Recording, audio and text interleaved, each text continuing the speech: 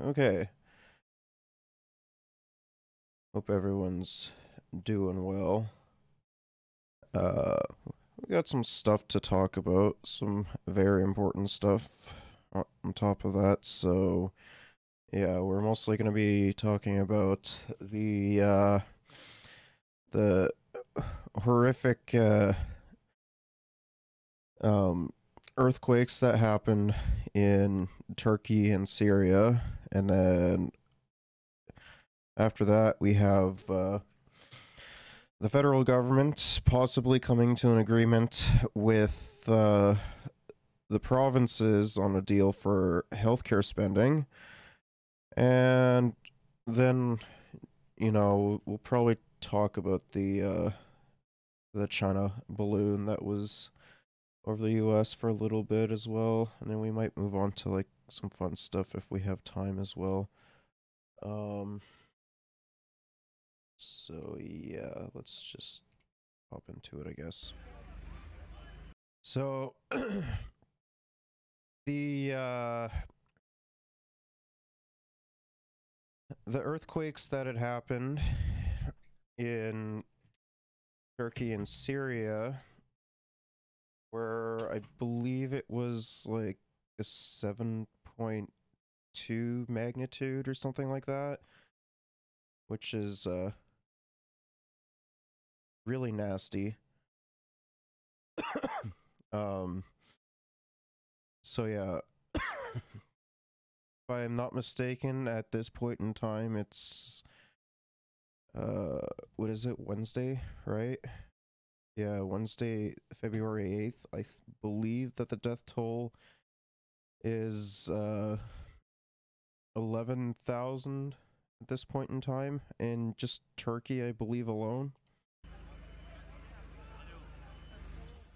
Those images, collapsed buildings, apparently widespread power outages reported in several cities.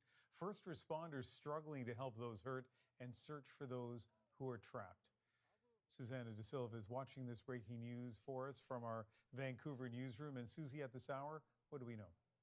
Well, we know that it was a powerful earthquake that seems to have left devastation across wide swaths of Turkey and Syria.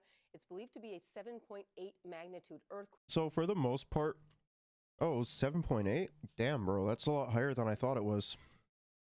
So for the most part, it happened. The earthquakes had happened in Turkey and a little bit in northern Syria, which is why Syria has been brought up in the conversation. Yeah, from like the videos and images I saw on, like, say Twitter, for example, like entire cities have been like flattened and everything, which is wild. Quake that also struck in the middle of the night. It was about 4:15 in the morning local time. People were at home, asleep in their beds when the shaking began. It's believed it began happening. Yeah, it also like happened in the middle of the night as well, which is insanely scary. The city of Gaziantep, it's a major city. So yeah, it happened here, and then I believe in Syria, most of their earthquakes were like over here. Northern part, near the northern part of Syria, and witnesses say the earthquake lasted about a minute, and it was felt hundreds of kilometers away, as far away as. I thought it was like 2 minutes, not a minute. Which, like, I don't know anything really about earthquakes, but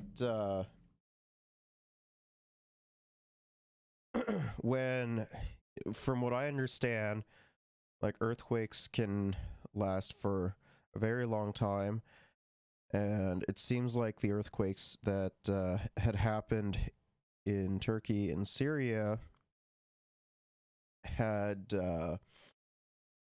lasted for like 2 minutes or something like that, and it just left so much devastation. Cairo, And it, of course, has been followed by a series of powerful aftershocks, one just 10 minutes after the main earthquake.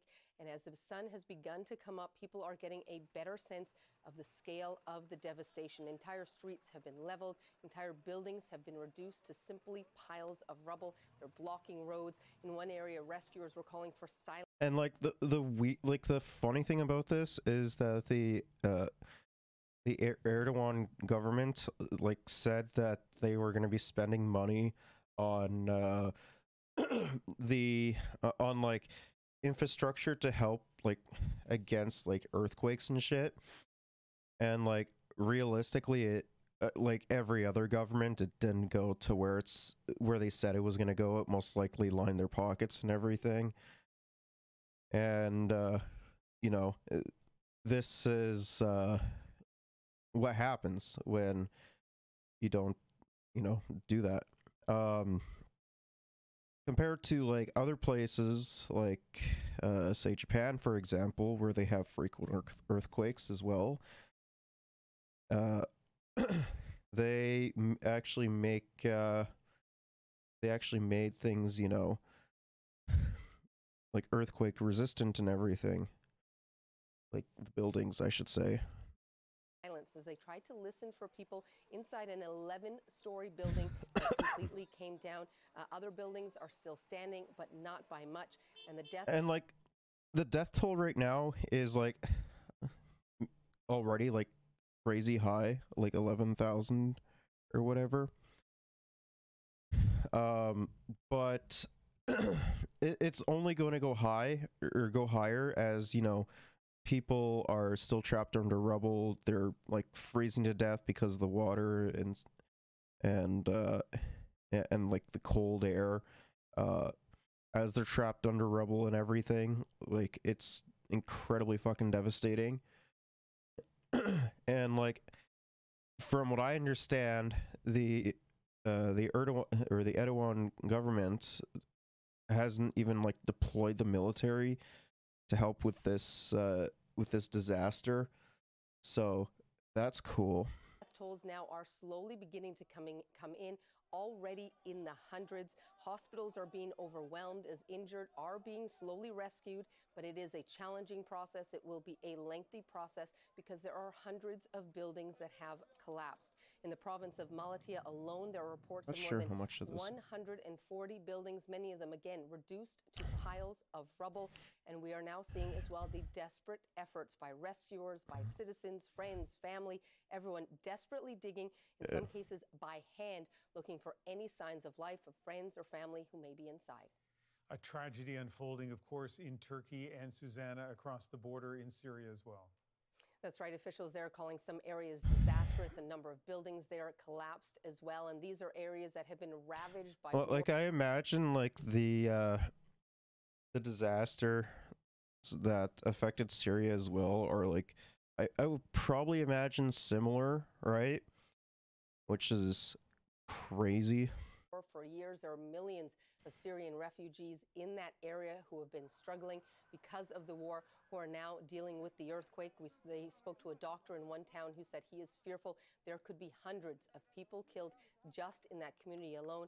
And complicating all of these efforts, there has been a winter storm in the area. There is cold, rain, snow in many parts, and that will only complicate what will be a very difficult and challenging process as they get a handle on and will only increase the death toll as well. Susanna De Silva live in our Vancouver newsroom. Thank you. Thank you.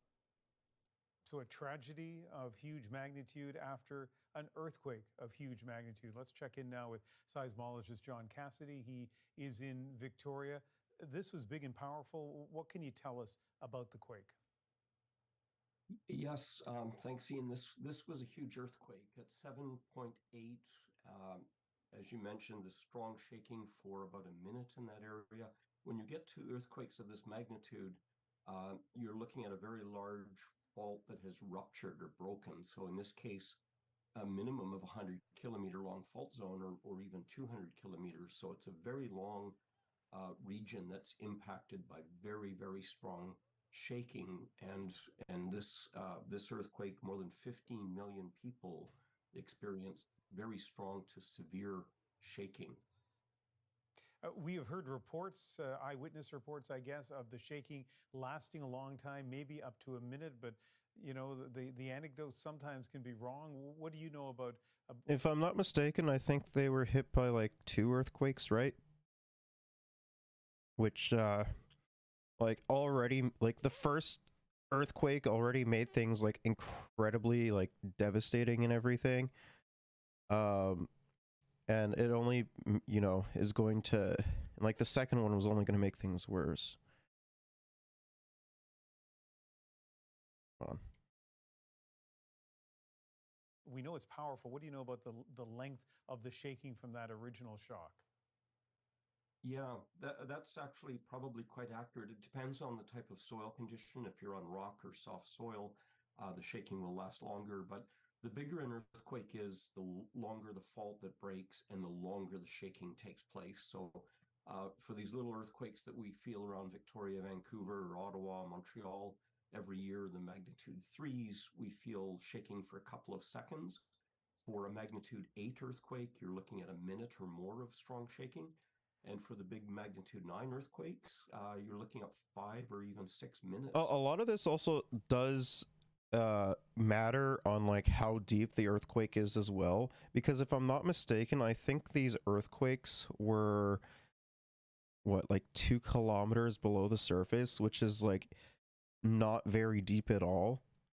And like from what I understand, the higher the earthquake, or the higher in the earthquake, the more devastating it's going to be, especially when you have like really high magnitude earthquakes as well. So that is that's just great, eh?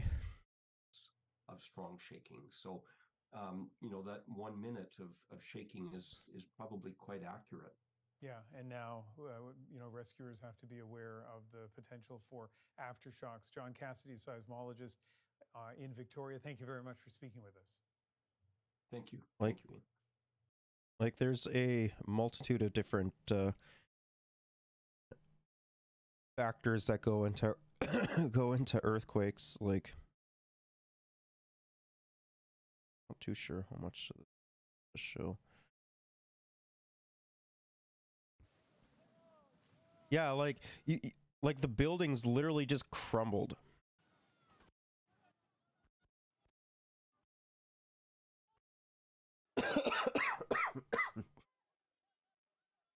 Like, it's just ridiculous on how Enkaz altından kurtarılan kişi sayısı 2470'i bulmuştur. Yıkıldığı tespit edilen bina sayısı 2818'dir. Deprem bölgesindeki pek çok binada enkaz kaldırma çalışmaları sürdüğü için ölü ve yaralı rakamının nereye kadar yükseleceğini bilemiyoruz. Temennimiz like if I'm not mistaken, like I honestly think that more of like the international community has done more, like the international community for like aid, and the and like the people within the communities have done more than like the actual government, from what I'm understanding. Like, there's just so much that that the Erdogan government could have done. Like it took them like so long. I think it took them like what, like 16 hours or something like that, or possibly even longer, for them to like even say, oh, we're gonna be like bringing soup or some shit like that. Like it's wild. Can kaybıyla bu felaketi atlatmış olmamızdır. Uluslararası yardımlar için de ülkemizde temaslar. Like, it was so bad that, like, if I'm not mistaken, I think like America offered aid, China offered aid, probably like some other countries too. I know those two for sure, or like I'm like 95% sure that both of them offered aid. Like, it's just ridiculous. Ve Avrupa Birliği yanında yardım teklifleri tarafımıza ulaşmıştır. Yeah, like this is like is like the scene for like some major cities within like the southeastern part of Turkey, or like major cities. Like it's wild. If I'm not mistaken, like I think like this was the scene for like at least like 5 to 10,000 buildings or something like that. It's wild. Yani ben uyuyordum, eşim beni uyandırdı. Ama çok şiddetli diye korkunç bir depremdi tabii.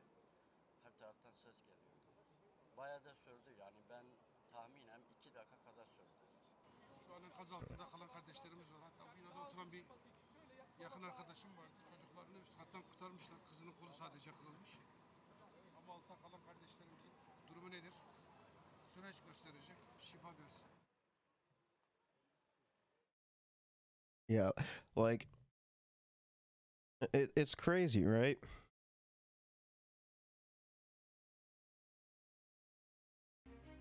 All right, we begin this morning with a devastating earthquake in the Middle East. This is a live look at the scene in Turkey right now, where a magnitude 7.8 earthquake hit early this morning as people were sleeping.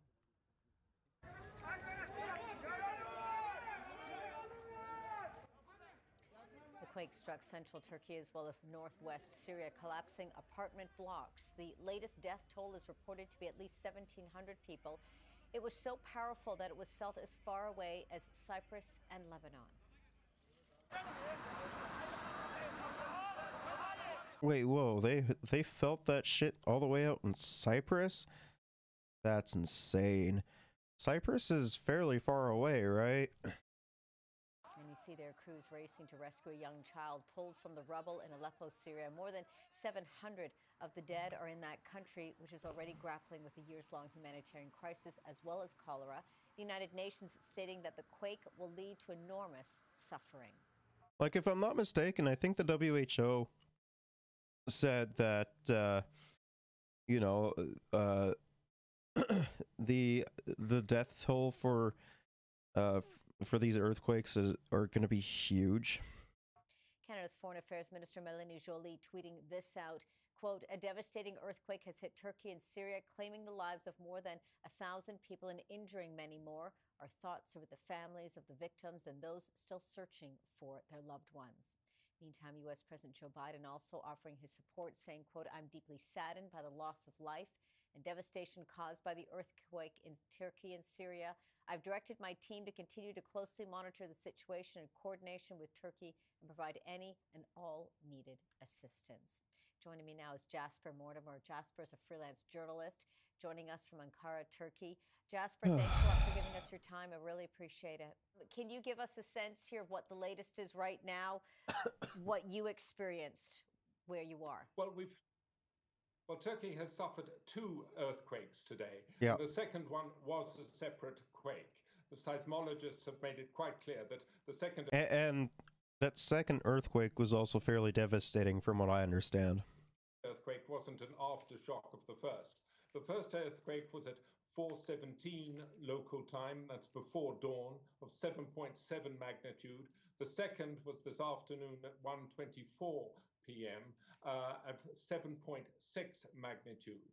And the first one seems to have been by far the more devastating one. That was the one which shook buildings all the way down to Damascus in Syria and Beirut in Lebanon. The second one was less severe, but it shook Ankara as well. The light in the lounge from which I'm speaking to you wobbled.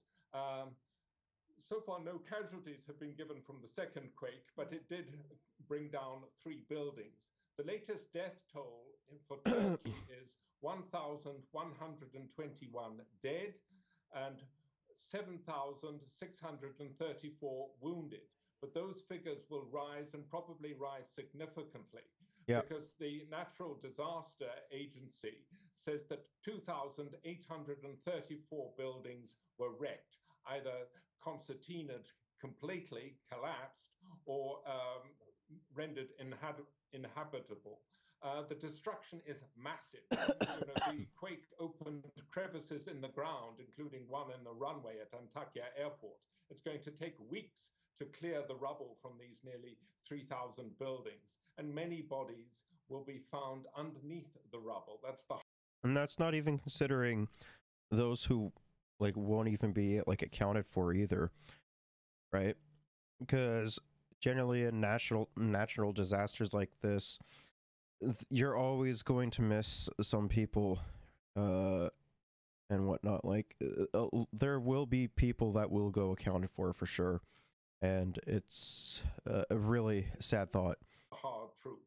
The good news is that about 2,500 people have been rescued. An hour ago, 2 children were pulled out alive in Malatya, where it is snowing, and the authorities said that 3 more people were alive in the same building. The bad news is that it's very cold in southeastern Turkey at the moment, and there is a risk of people under the rubble freezing to death.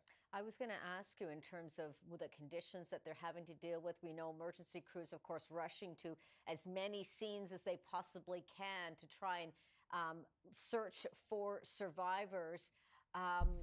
Talk to us about those challenges. And we know, of course, calls for the international community to help as well. And that call is being answered.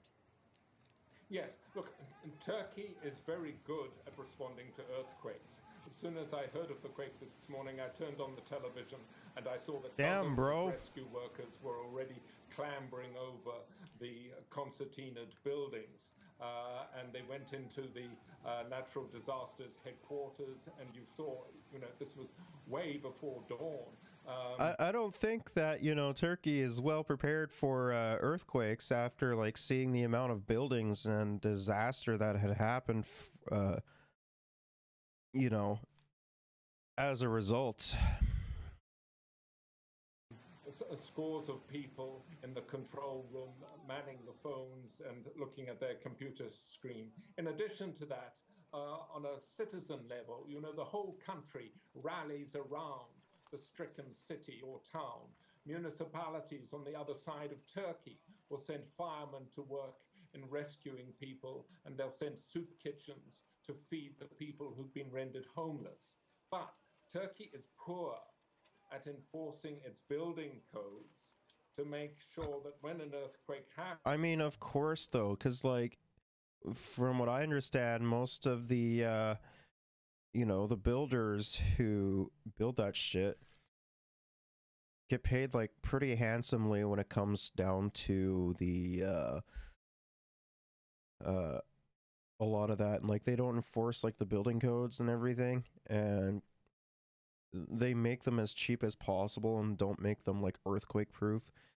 Because if they made it like, if they actually made them like earthquake proof and everything, they would be swaying instead of like falling down. But like another thing is like Turkey is also like incredibly poor too. And unless you're like, say, a politician or like the friend of said politicians, like, you're not going to be getting paid too much money. Happens, as few people as possible are killed. The authorities are poor at forcing people to evacuate an unsafe building. This was highlighted in the earthquake in Izmir in 2020, when 2 of the 4 buildings that collapsed completely. It was revealed afterwards that building inspectors had found them to be unsafe, but those inspection reports had not been enforced. So I wonder why that is. I wonder why that is. As a result of that and what you're saying there, I'm sure, and of course things are very, very early stages right now. The focus is, of course, being on rescue efforts and doing their best that they can to get people to safe places. The question, of course, of the safety of buildings and looking, I guess, ahead to see what more needs to be done in order to keep people safe in the next time this happens, considering, of course, the area that this happened in. My understanding is it's right there on the fault line. Yeah, look, unfortunately, there's a web of fault lines all across Turkey. Where today's quakes happened, one has two fault lines actually almost meeting. And there have been quakes in that area before. In 2011, there were a couple of quakes weeks apart in one, which is a couple of 100 kilometers northeast of today's quakes, which killed 600 people. And, having two quakes in 9 hours, 10 minutes, as we did have today, it frightens people. It makes them jittery. And it frightens the authorities as well. In Ankara, where we felt the second quake, the government has told all civil servants in the ministries to go home. In the southeast, schools have been closed for a week. You send people home when you're scared of being held responsible in case there's another earthquake and the building comes down. Yeah, no, absolutely. And you mentioned they're feeling that quake where you are right now. Can you give us a sense of what that was like? Where you are right now, did you feel it? I actually didn't. Okay. But my son, bless him, pointed out that the light in the room was wobbling. And he felt it because he was sitting on his chair and he felt his chair move backwards. He hadn't moved, but the earthquake had moved him. Right. How does this compare to what you've experienced before in Turkey? Is this one, would you say, one of the largest? Certainly, and I've lived in this. Yeah, like if I'm not mistaken, I think this is like the worst one that they've had, and like one of the worst ones that's like earthquakes that have just been recorded in general. Like it was incredibly fucking devastating. Country for 15 years now, and I've never had two earthquakes, so close to each other. My fear about this is that, the southeast of Turkey is the Kurdish stronghold. And there's a lot of resentment among Kurds towards the central government in Ankara.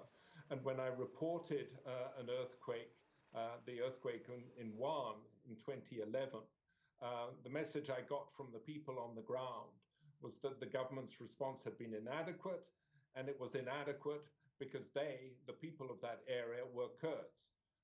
Now, when I came back to Western Turkey, they said, no, we opened our hearts.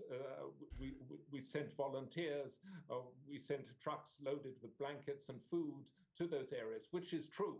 But the Kurds felt that they had been discriminated against. And the government admitted that. Yeah, like isn't like Turkey like notoriously bad for discriminating against the Kurds, right?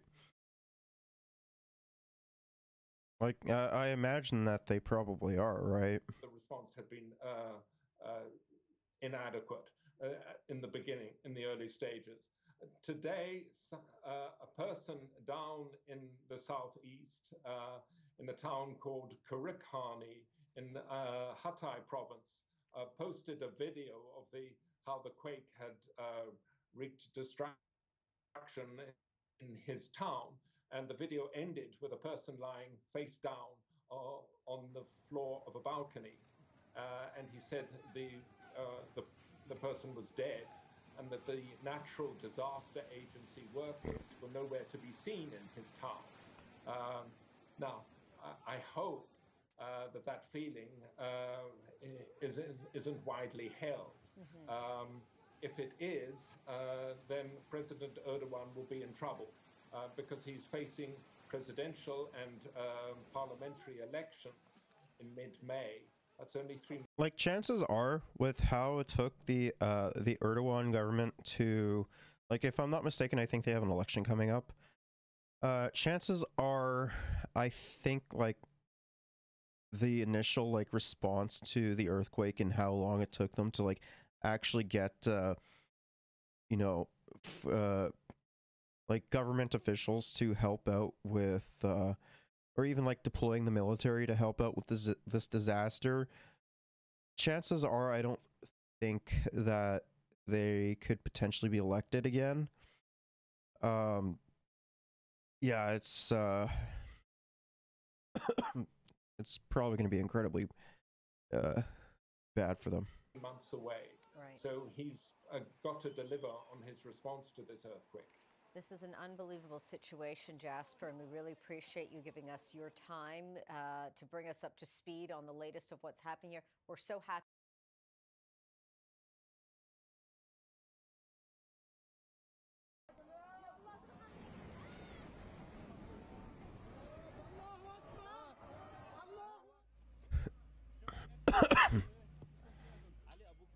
First of all, on the terrible earthquake in Syria and in Turkey, our hearts go out to the families, the communities deeply affected by this terrible, terrible event. Canada is looking at how we can immediately, but also how we can work with the international community to be there for people who are suffering right now in the immediate and for the long term.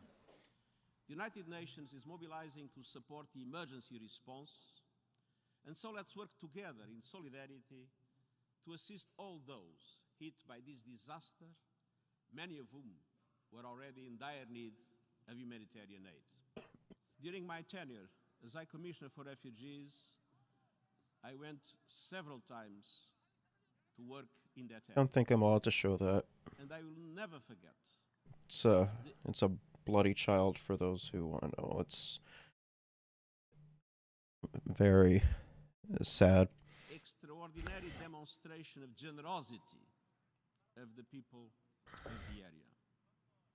It is time for all of us to show the same solidarity that I've witnessed in the area in relation to refugees. I think we're good now. Being one of the most difficult conflicts of our time. Today, our deepest condolences are with those who have lost loved ones in the devastating earthquakes that have thus far claimed thousands of lives and caused massive destruction in Turkey and Syria. The President authorized an immediate U.S. response in addition to the U.S. personnel currently on the ground. We are in the process of deploying additional teams to support Turkish search and rescue efforts and address the needs of those injured and displaced by the earthquakes. U.S.-supported humanitarian partners are also responding to the destruction in Syria. Zunächst mal möchte ich all denjenigen, die Opfer dieser furchtbaren Katastrophe geworden sind, den Angehörigen und den Freunden und Verwandten der ganzen Türkei nochmal sagen, wir sind solidarisch und wir leiden mit. Das ist wirklich sehr traurig, eine Katastrophe, die wirklich sehr, sehr groß ist. Und deshalb haben wir zusammen mit allen anderen angeboten, dass wir mit all unseren Möglichkeiten helfen. Wir sind jetzt gerade dabei, das zu koordinieren mit der türkischen Regierung, aber selbstverständlich auch mit allen anderen in Europa und anderswo, die Hilfe angeboten haben. We have mobilized more than 10 urban search and rescue teams from a number of member states. These are Bulgaria, Croatia, Czechia, France, Greece, the Netherlands, Poland, and Romania to support the first responders on the ground. And in addition to that, Hungary, Italy, Spain, Malta, and Slovakia have also offered their assistance. ביממה האחרונה הייתה רעידת אדמה קשה מאוד בטורקיה, שחבקה בקשת גם אזורים אחרים.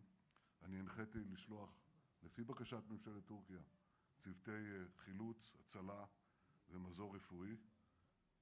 כך אנחנו נוהגים ברחבי העולם, כך אנחנו נוהגים בקרבתנו, וכיוון שנתקבלה גם בקשה לעשות זאת לנפגעים רבים מהרעש בסוריה, הנחיתי לעשות זאת גם כן. 140 crore लोगों की संवेदनाएं सभी भूकंप पीड़ितों के साथ है। भारत भूकंप पीड़ितों की हर संभव मदद के लिए तत्पर है।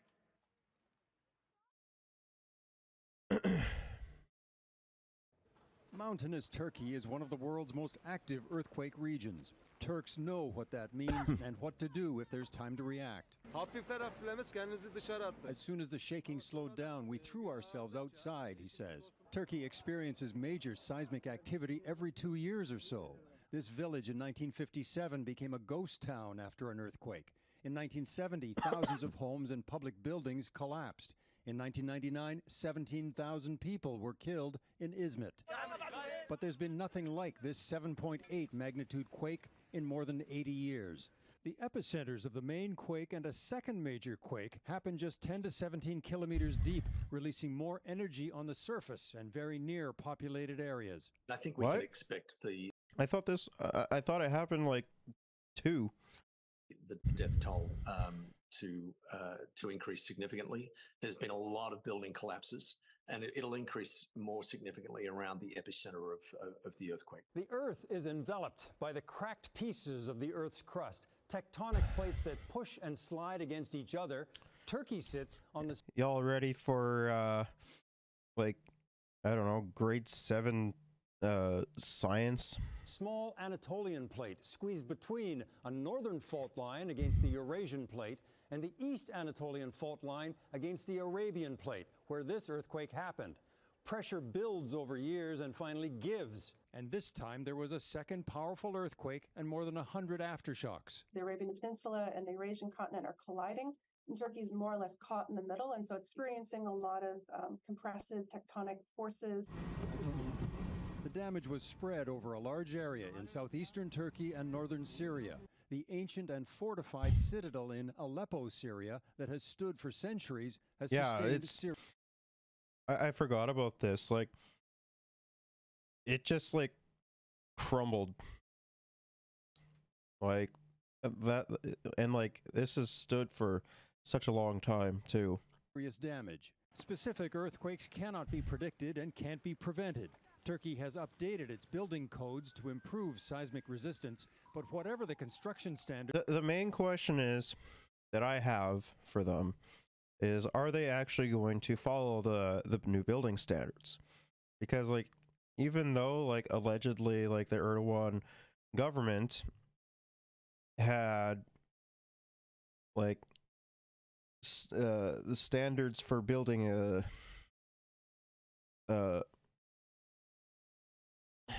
like building standards for earthquakes, like it didn't really, you know, do anything because they didn't really enforce it. So this quake has flattened thousands of buildings, and it's in or near buildings where most people are killed and injured. When you see a lot of casualties, it's because there's a very dense population and because the buildings have collapsed. And sometimes that's because of a failure of building codes, and sometimes it's just, you know, earthquakes are really strong, and no matter how well you build a building, it might collapse. The last time Turkey had a 7.8 magnitude quake was 1939. The country's population then was 17 million. Today, it's almost 87 million. As experts predicted, the death toll is climbing. Eric Sorensen, Global News. O'clock Eastern, noontime Pacific. I'm Todd Vanderhayden. It's good to have you with us from across Canada on this Monday. We're following breaking news out of Turkey and Syria. A massive rescue operation is underway after 2 major earthquakes hit the region. A magnitude 7.8 quake hit early Monday morning in southern Turkey, northern Syria. More than 2,700 people are believed to be killed, many more injured. The death toll is expected to rise, and there are many people still believed to be trapped under the debris. Thousands of buildings collapsed in those regions. The epicenter of the first quake, which had a strength of 7.8, was near the city of Gaziantep in southern Turkey. The second, which measured 7.5, was around 100 kilometers north in the Turkish province of Kahramanmaraş. Let's go to Talat Ahmed. He is a freelance journalist based in Istanbul, Turkey. Tala, thank you for taking the time to come on the program with us. What's the situation right now? The situation is very tense. The rescue operations has been underway, but when we are talking about this specific earthquake, it has hit almost 10 major countries of Turkey, and we are talking about almost 13 million people who have been affected by this major earthquake that hit the Turkey earlier today. And the situation is very critical because of the weather as well. It's been quite cold here in Turkey, and especially in the southern part of Turkey. The relief activities have been carried out, but due to the severe weather conditions, they are having a lot of issues in carrying out the relief activities, and especially in the Hatay region, where the airport has been damaged and the services have been dismantled. Similarly, the Hatay Gaziantep highway has been damaged. So it has been very difficult for the relief teams to reach out to these cities, and especially even in the cities where the relief camp have been established, it's been quite cold and snowing. So it's very difficult for the people to even after being rescued to live in these severe weather conditions out there. How widespread is the damage based on what you're seeing and what you're hearing, Thala? It has to be Okay, pretty as big, per right? the Ministry of Disaster Management, around 5,000 building has been totally damaged. But when we are talking about the damage, uh, the building collapsing has been continued throughout the day, and we are still receiving news about multiple buildings collapsing in different cities. So we can't be sure because it's a developing situation, and with the rescue operations going on, this number in terms of material as well as human damage will increase. But currently, as per the latest updates, around that number has reached almost 1,700, and around 12,000 people have been injured up till now. So this number will increase with time as well. Tell me about the rescue and relief efforts. We know that Turkey obviously has an earthquake strategy team in place because it is familiar with earthquakes. Of course, it sits in an earthquake zone. Other countries are now stepping in to try and help. The United Nations, Azerbaijan, the European Union, the United States, to help Turkey, but also, Thala, to help what's going on in northern Syria, where they do not have this sort of earthquake rescue infrastructure. Yes, in Turkey, the government has announced about the alert number 4, which calls about evacuation of all the residents from the affected areas. Similarly, it talks about the foreign aid being required to deal with this massive catastrophe that has been hit. But when it comes to, as I was talking about, the lines of communication has been destroyed in the major cities. But the situation is even worse when talking about the northern Syria, where it is very difficult for the humanitarian aid to reach out to the people, and the situation in Syria was already very difficult as compared to Turkey. So it's Yeah, very like I'm not too sure about like the infrastructure and the systems in place that that Syria has. For a disaster like this, I imagine it's probably not too terribly great, right? Because of how war-torn Syria is. difficult for these all rescue operations to reach out to the northern Syria as compared to Turkish regions. But organizations are still working on that, and international powers, especially the world powers, UN, and other organizations need to step in now. It's their time to deliver to the people of Turkey and Syria who are looking for their help. And of course, it's now just past 11 o'clock in the evening in Gaziantep and elsewhere, which is going to make things more difficult as well, Thala, in trying to find people and rescue them. Yeah, the rescue operation are continue. It's just crazy to to me how like especially like some people who are raising funds for for this and are like getting fucking like ass blasted because of it, because like they're fucking annoying. Like some people are just fucking annoying. Like like say Hassan, for example, or like I Show Speed. Like you don't have to like either of them, but like at the same time, like you should also recognize that they're doing something objectively good, right? Like it doesn't matter if you like either of them. You can still and you don't have to like fucking love them because they did something like this or did something like that, right? It's just more or less of, hey, let's do something good, and just like 15 minutes ago, they found a girl, 18-year-old girl from the rubbles alive, and the rescue operation is going on, and they are still trying to find the people if they can get find alive. under the rubble. The operations is going on, and they are expecting to expand the operations by the morning because the teams have left from Istanbul, and the other teams from other countries are reaching to Turkey as well. So they will try to expand the operations. And as I was talking about, it has hit almost 10 major cities, and we are talking about 13 million people. So the magnitude, the area, the geography is quite big. So it will take a lot of time to carry out and complete these whole search and rescue operations. Thala, thank you for taking some time for us in Canada. We appreciate it. Okay, thank you. Thala Thank Ahmed is a freelance journalist based in Istanbul in Turkey. We're going to continue to follow this story closely Okay. right here on CTV News Channel. And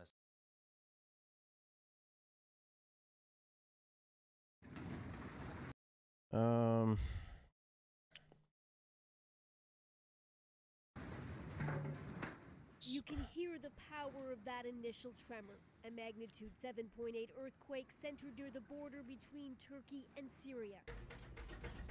It hit as people were sleeping. For like major earthquakes and shit, like this is generally like what you tend to see and everything, and it's like incredibly fucking terrifying. Totally vulnerable. Then came the aftershocks, and hours Like- later, a second major jolt. Like it's crazy. Like I wish they would have showed the clip of the other video. Like I've seen the full clip. Like it goes on forever and ever and ever, and like sure, it was like only 2 minutes, but like 2 minutes for an earthquake of that magnitude, like it feels like a lifetime, right? Like As building after building collapsed, people ran for their lives.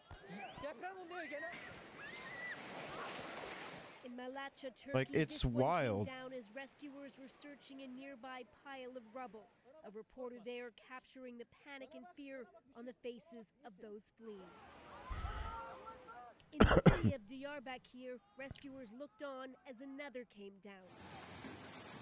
Thousands of buildings have fallen in Turkey alone. This man says he was in one, his wife trapped under him and unresponsive. He got out. Now he waits, trying not to lose hope. that's so sad. Rescuing her and countless others, the urgent mission. The search is made so difficult by piles of cement and debris. Cranes help where they can, dogs too. It's tedious, careful, desperate work. Bodies are uncovered, but so are survivors. Those brief moments of celebration, full of overwhelming relief. Searches like those are also happening across the border in Syria. Saw, hammers, bare hands, people doing what they can to move these mountains of debris. Here there's both government-held and opposition-held territory, already devastated by war and a Like- refugee crisis. Like I can only imagine how much worse it is for Syria because of the like, you know, the insane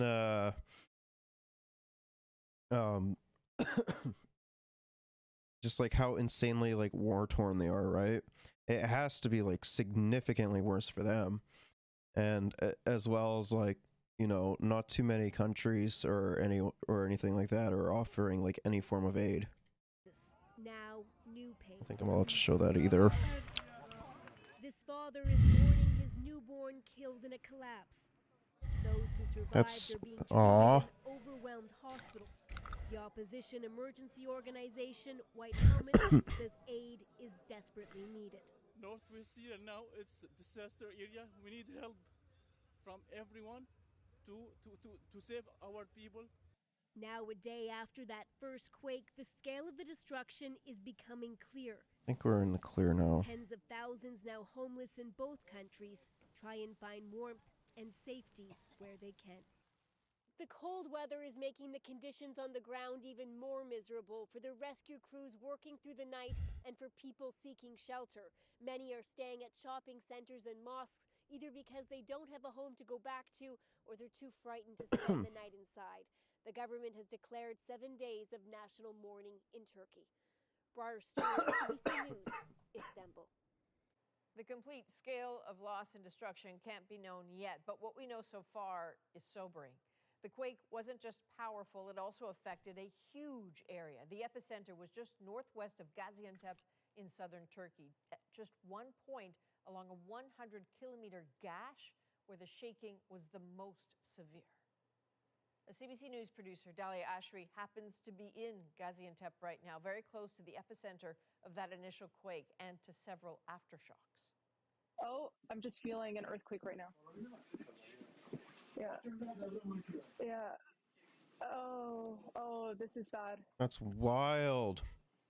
So that was Dalia earlier in the day, just as she was setting up for an interview, a sign of how precarious and dangerous the situation still is. So Dalia joins us from Gaziantep. It's very early in the morning there. Dalia, can you give us a sense of the situation in the city right now? Yeah, Adrian, it's quite a catastrophic situation right now in Gaziantep. Of course, many of the buildings have collapsed. When I took a walk outside earlier today, there was debris everywhere. Even the castles, parts of it has come down. People are starting to be put in shelters. So banquet halls are being made into shelters. Airport has been closed off for first aid. Of course, a lot of the sidewalks are also closed off, and there's not that many cars out on the road because it's dangerous to be driving outside right now. I know it's really disorienting when things just aren't in the right place and people don't seem to know what to do. What's the sense you're getting from people you've spoken with? Well, I work with a lot of Syrian journalists here, and of course, the situation right now for them is quite triggering, quite traumatic, as they have endured the civil war in Syria for over a decade. And so many of the Syrian diaspora that I've spoken with here, they're very shaken. Many people are sitting in their cars, just running their engine, trying to get the heat. Of course, that can only last for so long. And of course, as well, there's no water. So there's people out on the street trying to get water from the fountains. And like I said, people are seeking shelter in areas that are available, like I said, in the banquet halls, sports centers, and in the airports. But a lot of high emotions, and people are very frantic too to know about their loved ones and if they're okay, whether it's here in Turkey or in Syria. Absolutely. There must be so much anxiety. Dalia, thank you very much. Look after yourself. Thanks, Adrian. So we call it an earthquake, but it was actually a pair of major earthquake events, followed so far by dozens of aftershocks. Altogether, Turkey's president is calling it a historic disaster. I mean, of course, right? Recep Tayyip Erdogan called this Turkey's worst disaster since 1939. There have been 12 major earthquakes to strike the country over the past century, each killing 1,000 people or more. The region is effectively a geological time bomb. In this quake, it was two tectonic plates meeting almost right along the Turkish-Syrian border. The Arabian plate pushing north, grinding against, then catastrophically slipping against the Anatolian plate. There could be months of aftershocks as those plates settle. Like, this part of Turkey, and especially I imagine it's probably gonna get worse, right? Syria is vulnerable. The quake hit an area controlled by a patchwork. The Syrian regime, 3 different militias, pro-Turkish, Islamist, and Kurdish, and Turkey itself. Both buildings and daily lives unsteady to begin with. And now this. Wild, man.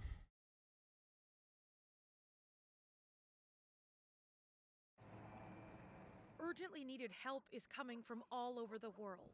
Highly trained Romanian rescue crews among the first to head into the disaster zone.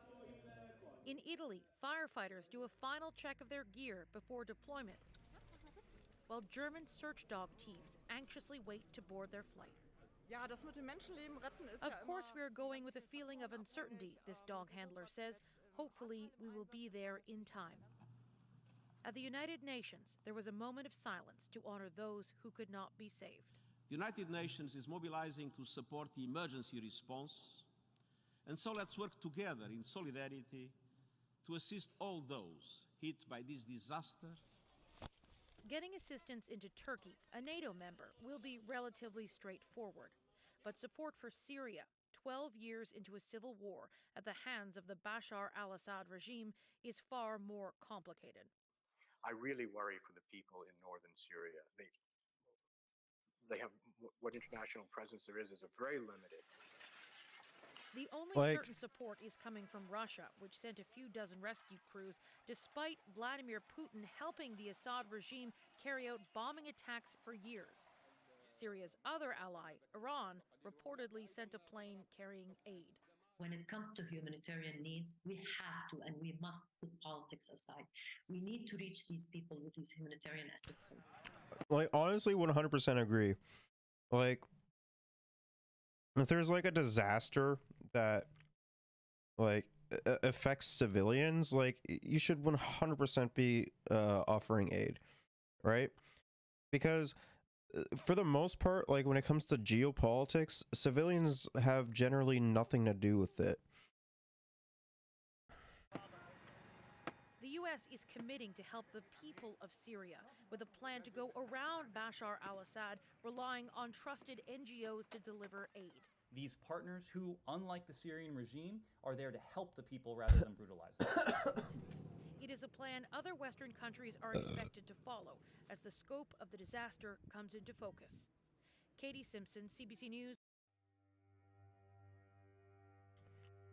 Like, this is a drone video on like how devastating these earthquakes actually were.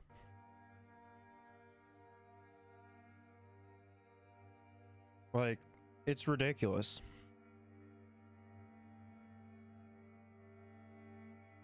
And like, keep in mind, this goes on for kilometers.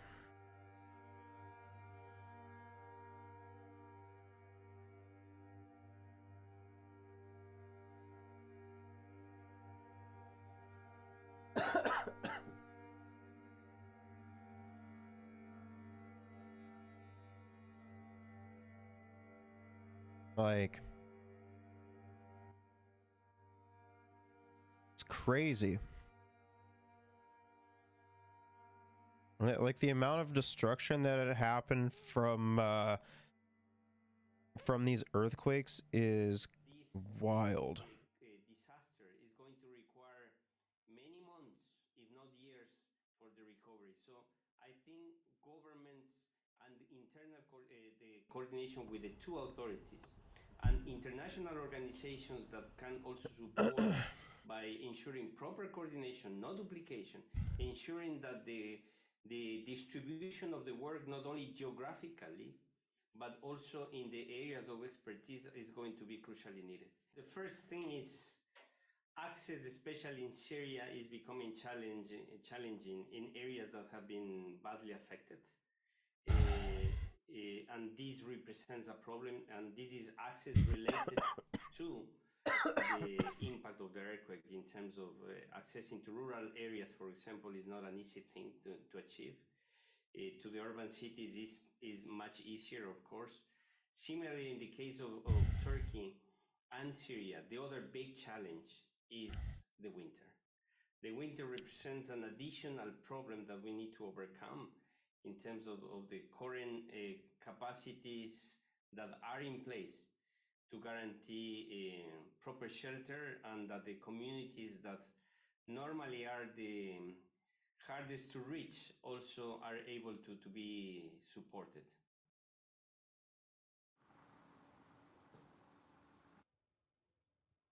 برج الغنم اللي انهار كان صامت قبل الزلازل كبرج آلاء. كنا نطالب بترميمه، أما الآن فصار الموضوع يحتاج إلى إعادة إعمار من البداية. So yeah, it's wild on how much is actually. I don't know how much of this will. Trapped in his apartment, now sealed off by crumpled layers of concrete, this boy is sending what may be his last ever message. It's so sad. I'm not sure if I'll die or live, he says. I can't explain the feeling being underground. So this kid is like about, I don't know, say around like 13 or 14. He's trapped under a bunch of rubble and potentially impaled. So I don't think I'm able to show like any of this. Screams in the background are his neighbors. He can hear them, he can't reach them. But rescuers did, incredibly, reach him later. Kilometers away in Syria, a country facing crisis upon crisis. 12 years of war have already wrought destruction, killed more than 500,000, and now... Yeah, I'm not able to show like any of this. Do you like games? There's like 2, maybe 3 kids here trapped under rubble. And the guy's trying to keep them calm. Is calling out, trying to distract this girl.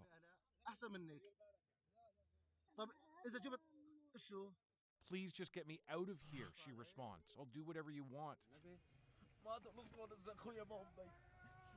In Syria's border areas near Turkey, there isn't much of a government presence, little outside help either, so Syrians are once again left to fend for themselves. Relying on volunteers like the White Helmets, who have already been digging through the rubble of war for more than a decade. They know survivors are a rarity. And there are still people stuck. Ahmed Halak was part of that group before joining Global Family Aid. He's been distributing food, shelter, blankets. After seeing his videos, we called him up. What is it like for you think we're good. to be standing in front of such a terrible scene? We've seen a lot of destruction during the last 10 years, but now the destruction of the earthquake is much bigger, and I feel so sorry for my people. They are affected by the war and its economic consequences, the political consequences, and now they can't endure more suffering like the suffering of this disaster. And yet, somehow people are. They have been forced to be. Yep. Destroyed. They have been displaced from their towns and villages. They lost their jobs, their lands. They were obliged to live in not completed houses, in houses that are not safe, not dignified. And now the earthquake came and Damn, bro. give them This a is... strike. 2 days after the quake, teams will rush at any possible sign of life. Hospitals, though, are overwhelmed. Well, I mean, to be fair, though, when you do have, like, a huge earthquake that devastates, like, a lot of people, yeah, of course hospitals are going to be overran. Imagine the city of Atma, where Halak worked just a day ago. 80,000 people had fled here before the quake because of its comparative safety in wartime. They were mostly living in tents.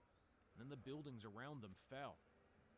I've seen a lot of painful scenes during the last year, the scenes of displacement.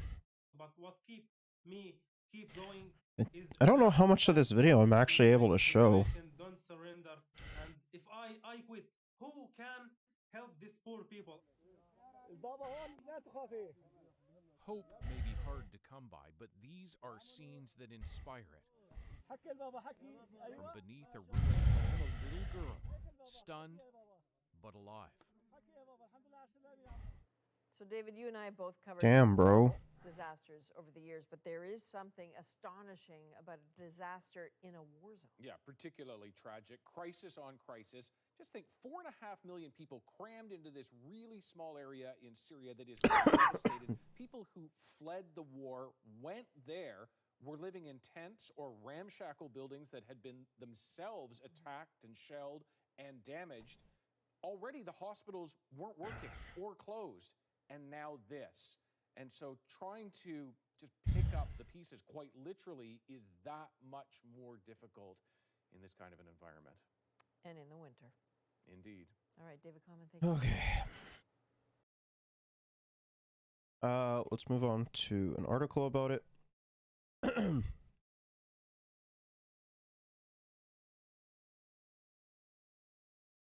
Right, this. Cool. Yeah. So the death toll has passed 11,000, and nearly 300,000 has been displaced,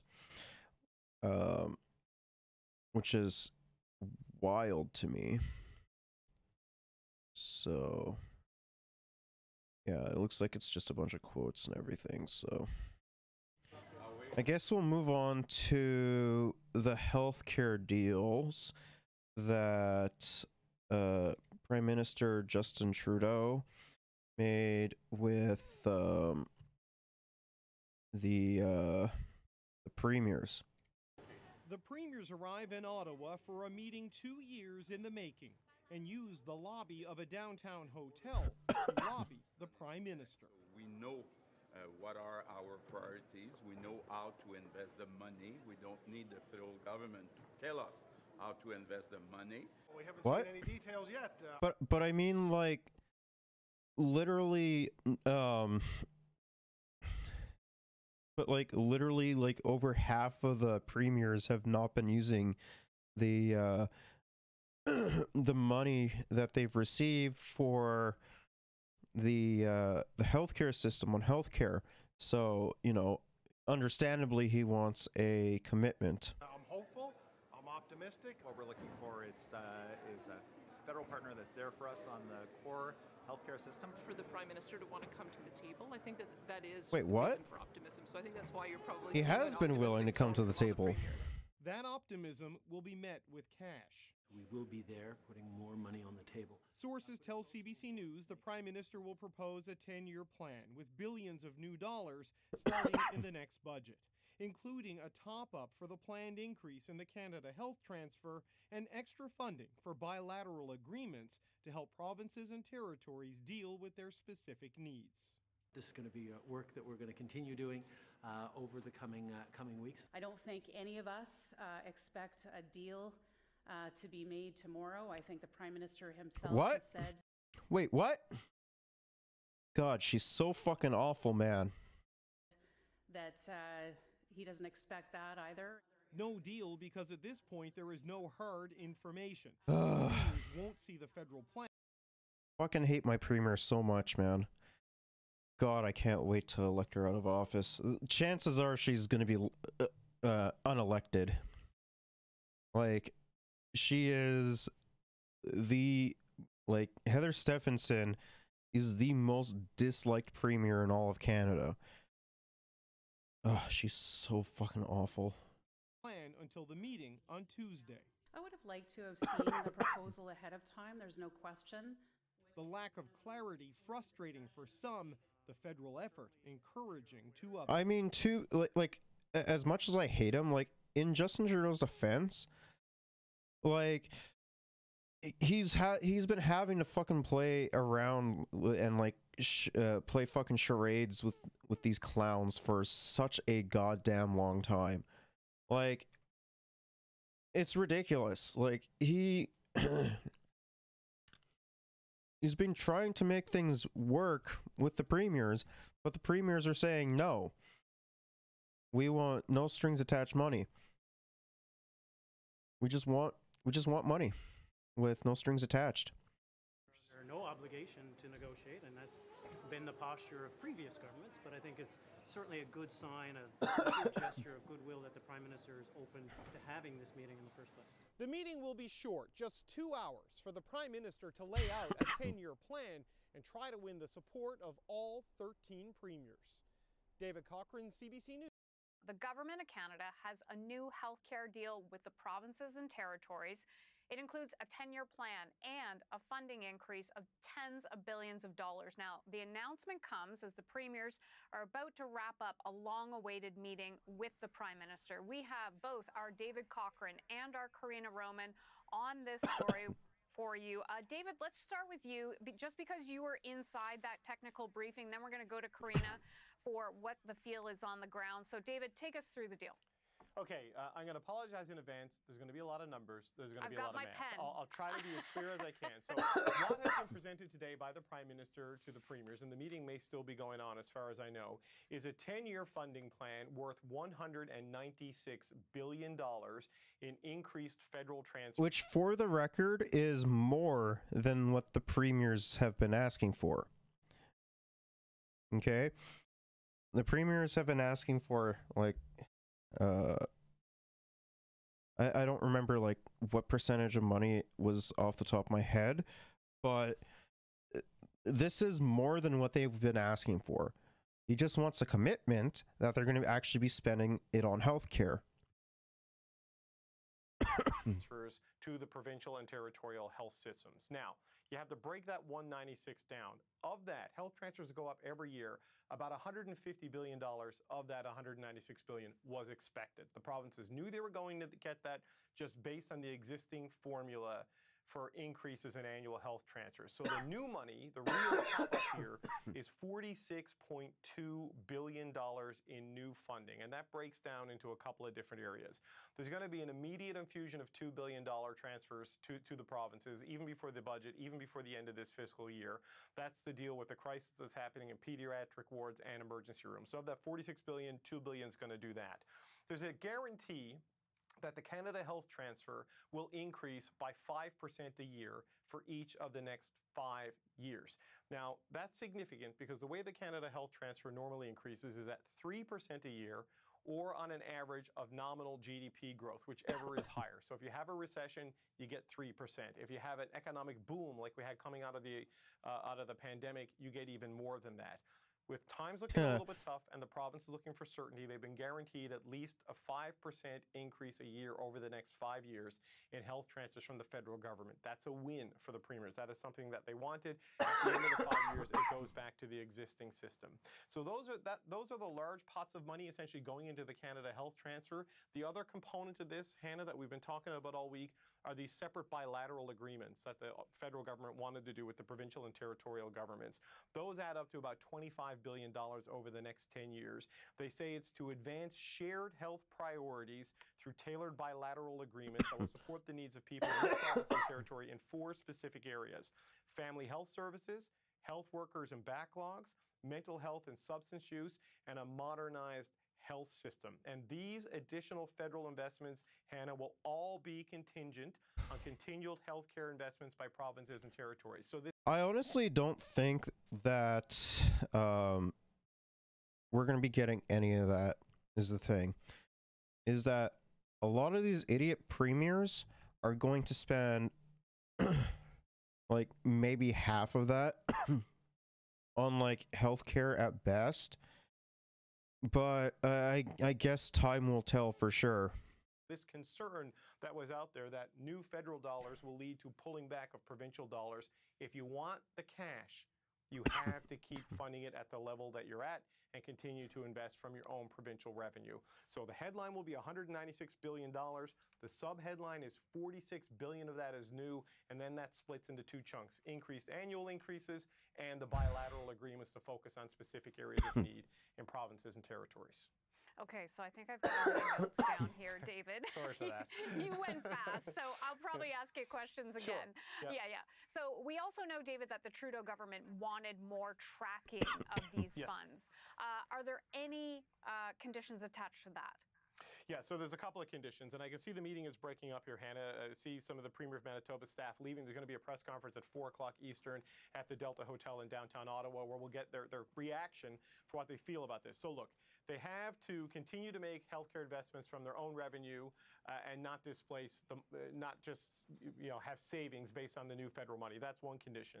To access their share of federal funding, including the 5% Canada Health Transfer Guarantee, provincial and territorial governments are asked to commit to improving how health information is collected, shared, used, and reported to Canadians to promote greater transparency on results in the health managed public health. This has been a core demand of Health Minister Jean-Yves Duclos, a core demand of Prime Minister Justin Trudeau, saying that the system needs transparency. I honestly don't think it's going to happen, to be perfectly honest.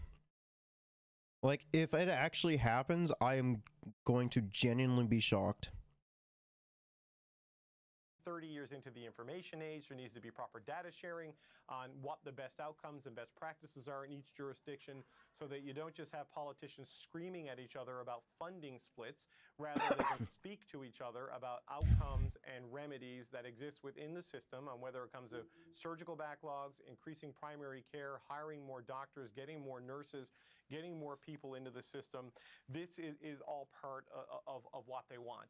Again, like, with over half of the premiers being conservative, I just don't see any of this happening.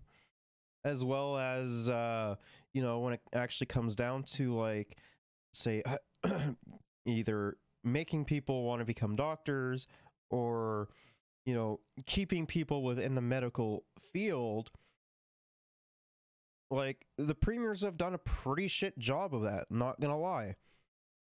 Like, you know, there's no financial incentive for them to become doctors, like, say, relieving debt or student loan debt for people who want to become doctors, or, you know, giving like any sort of financial incentive in general. Like, even say, like, a place to stay, when considering that, like, fucking nurses have to do like Uber Eats or something like that, like, or skip the dishes. Like, it's fucking disgusting. You know, and like, when it comes to, like, keeping doctors around, like, let's be honest with ourselves, a lot of these premiers aren't fucking paying, you know, medical staff what they're worth, which inherently makes them leave to either go work in the private for-profit sector, or it makes them go to a different province or territory where they can make more money, which understandably people are going to do. Like, it's just a ruse in order to completely privatize the healthcare system, being like, hey, look, the public option isn't working. You know, obviously the best way to do so is private, which is inherently wrong. Look at America. America's an excellent example of that, but, like, well, we'll see what happens. A few more components to this deal, Hannah. $1.7 billion over 5 years to support hourly wage increases for personal support workers and related professions. This was an acute issue during the pandemic, the crisis in long-term care, where so many of the people who died from COVID-19 were living, the stress and strain and the conditions under which some of the employees were required to work, the low wages becoming a barrier to recruitment in that sector. This is a remedy to attempt to deal with. I mean, yeah, of course. Like, if you're getting paid, like, not enough money to, like, even afford, like, a 1-bedroom apartment, yeah, no shit, people aren't gonna want to fucking do that job, right? Like, it's the same shit when it comes to, like, minimum wage work, right? Like, people are, like, not doing fucking minimum wage work unless they absolutely have to at this point. With this, to try to help recruit people. This is, again, part of this 10-year, $196 billion package that Prime Minister Justin Trudeau, Deputy Prime Minister Chrystia Freeland, and Health Minister Jean-Yves Duclos laid out to the premiers in their meeting today. Okay, David, I don't know if you can stick around, but if you can, Sure can. I might come back to you in a sec. Let's go to Karina now, who's on the ground, getting all these details as well. What stood out for you, Karina, and are you hearing anything? I saw Scott Moe walk by, but I saw him say at the press conference, but if you need to stop, go ahead. But let's go to you now. Okay, yeah, we don't expect them to stop at the mic because they do have that 4 o'clock news conference, but we'll see. What stood out to me is this is a lot of money, and it doesn't seem like there's a lowball offer here from the federal government. This is pretty much what they were looking for, the premiers, at least, you know, when you go through it. In fact, maybe in some cases more than what they were asking for.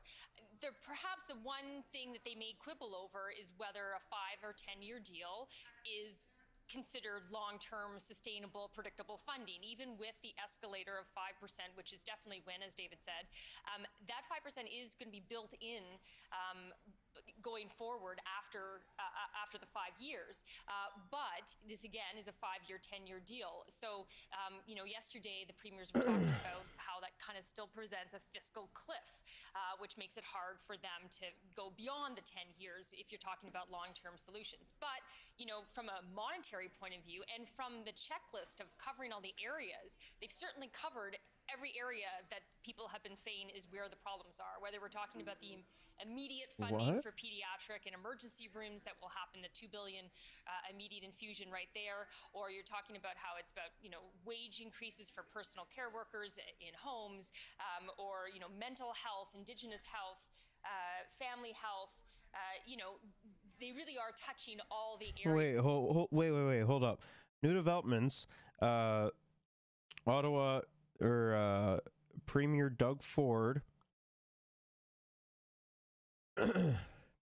has accepted the deal with the federal government. However, he's saying shit like, you know, we need certainty in a response to the proposed deal. Like, what? You can't have it both ways, my guy.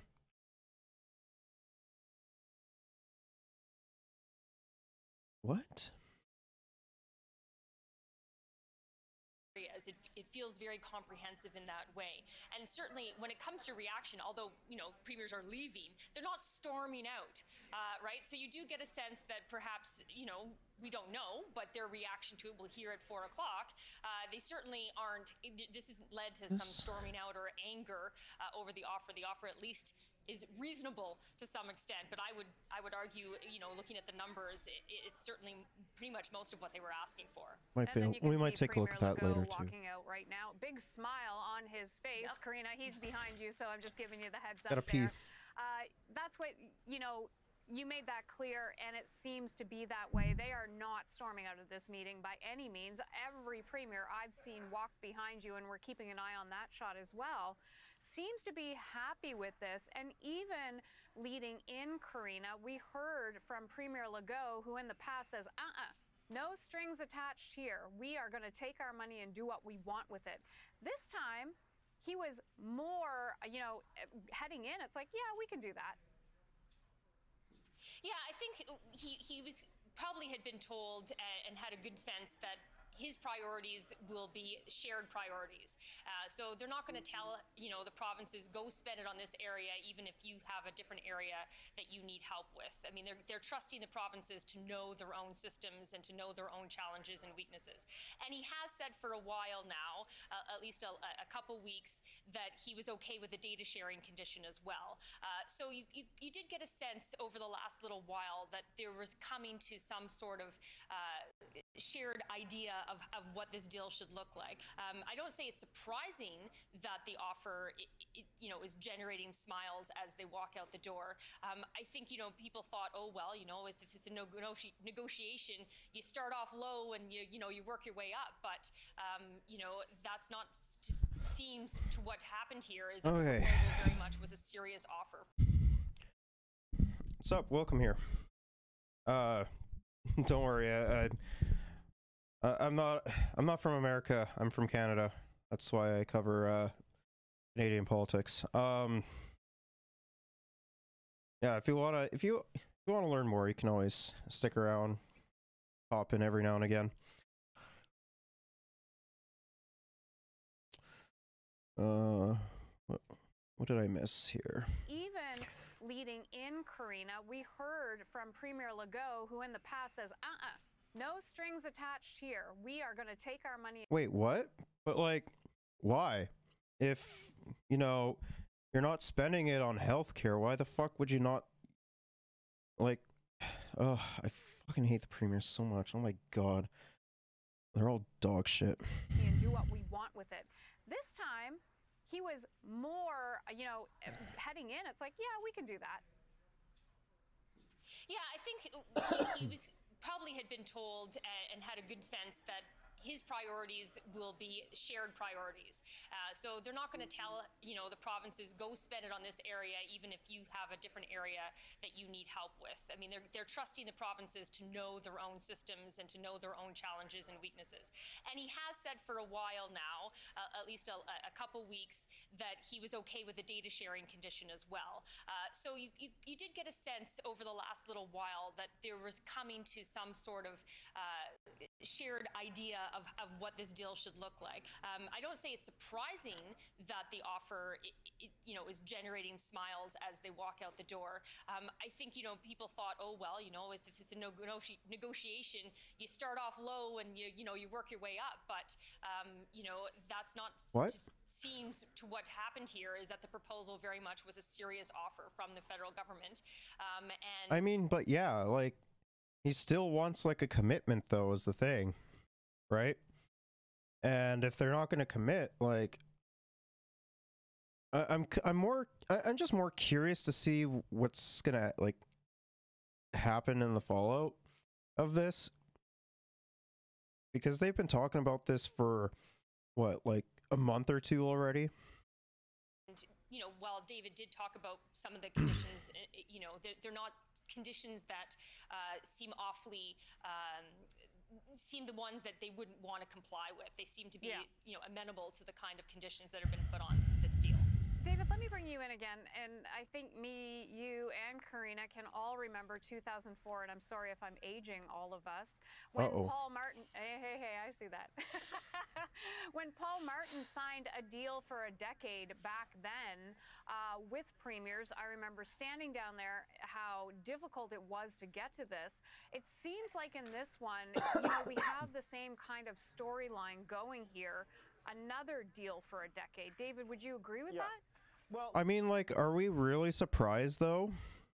Like, it's, we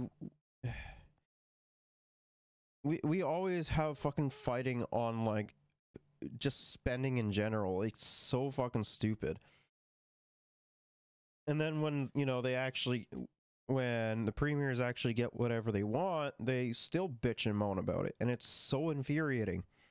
Look, I don't know if the premiers are going to be happy with this. I need to throw that on the table. I've heard from some provincial governments say, yeah, this is pretty good. I've heard others say, look, of the 196 billion, 150 billion of it isn't new. So just back it up for a second. What were the premiers asking for? They were asking for $28 billion a year in new health funding when all of this started. Yes, 190 billion extra over 10 years looks like 19 billion a year, but you got to remember, they knew 150 billion of that was coming, just based on the existing measures and transfer increases that existed as part of the conversation.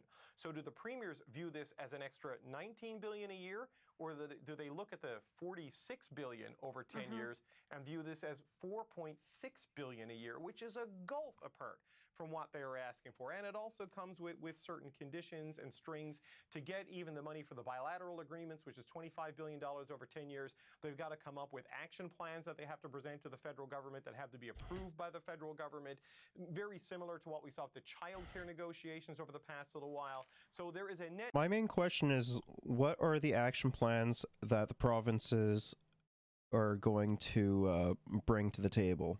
That's the main thing I'm curious about. Knowing how dog shit the Conservatives have been, I imagine it's going to be pretty fucking terrible what they're going to offer. Net gain here, there is no question for the provinces. It is not, even at the most generous accounting of $19 billion a year, it falls well short of the $28 billion they were looking for. And then there are side deals and conditions that exist in this, whether you want to call it shared priorities or not. There are conditions in this. And I think body language walking out of a meeting is one thing. What they say when they speak at the microphones at 4 o'clock Eastern is going to be another thing, because I've already had, one of them say, like, look, 75% of this is not new money. It's not new money, 75% of it. So we got to see what that reaction will be. I mean, it's a long-term position. Like 10 years is a good planning horizon for a provincial healthcare system, for the recruitment and any capital that they have to make.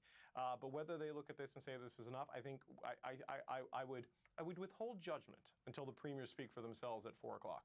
I will do that. I will not call it a deal for a decade like they did in 2004. But let's talk about these bilateral agreements too, Karina.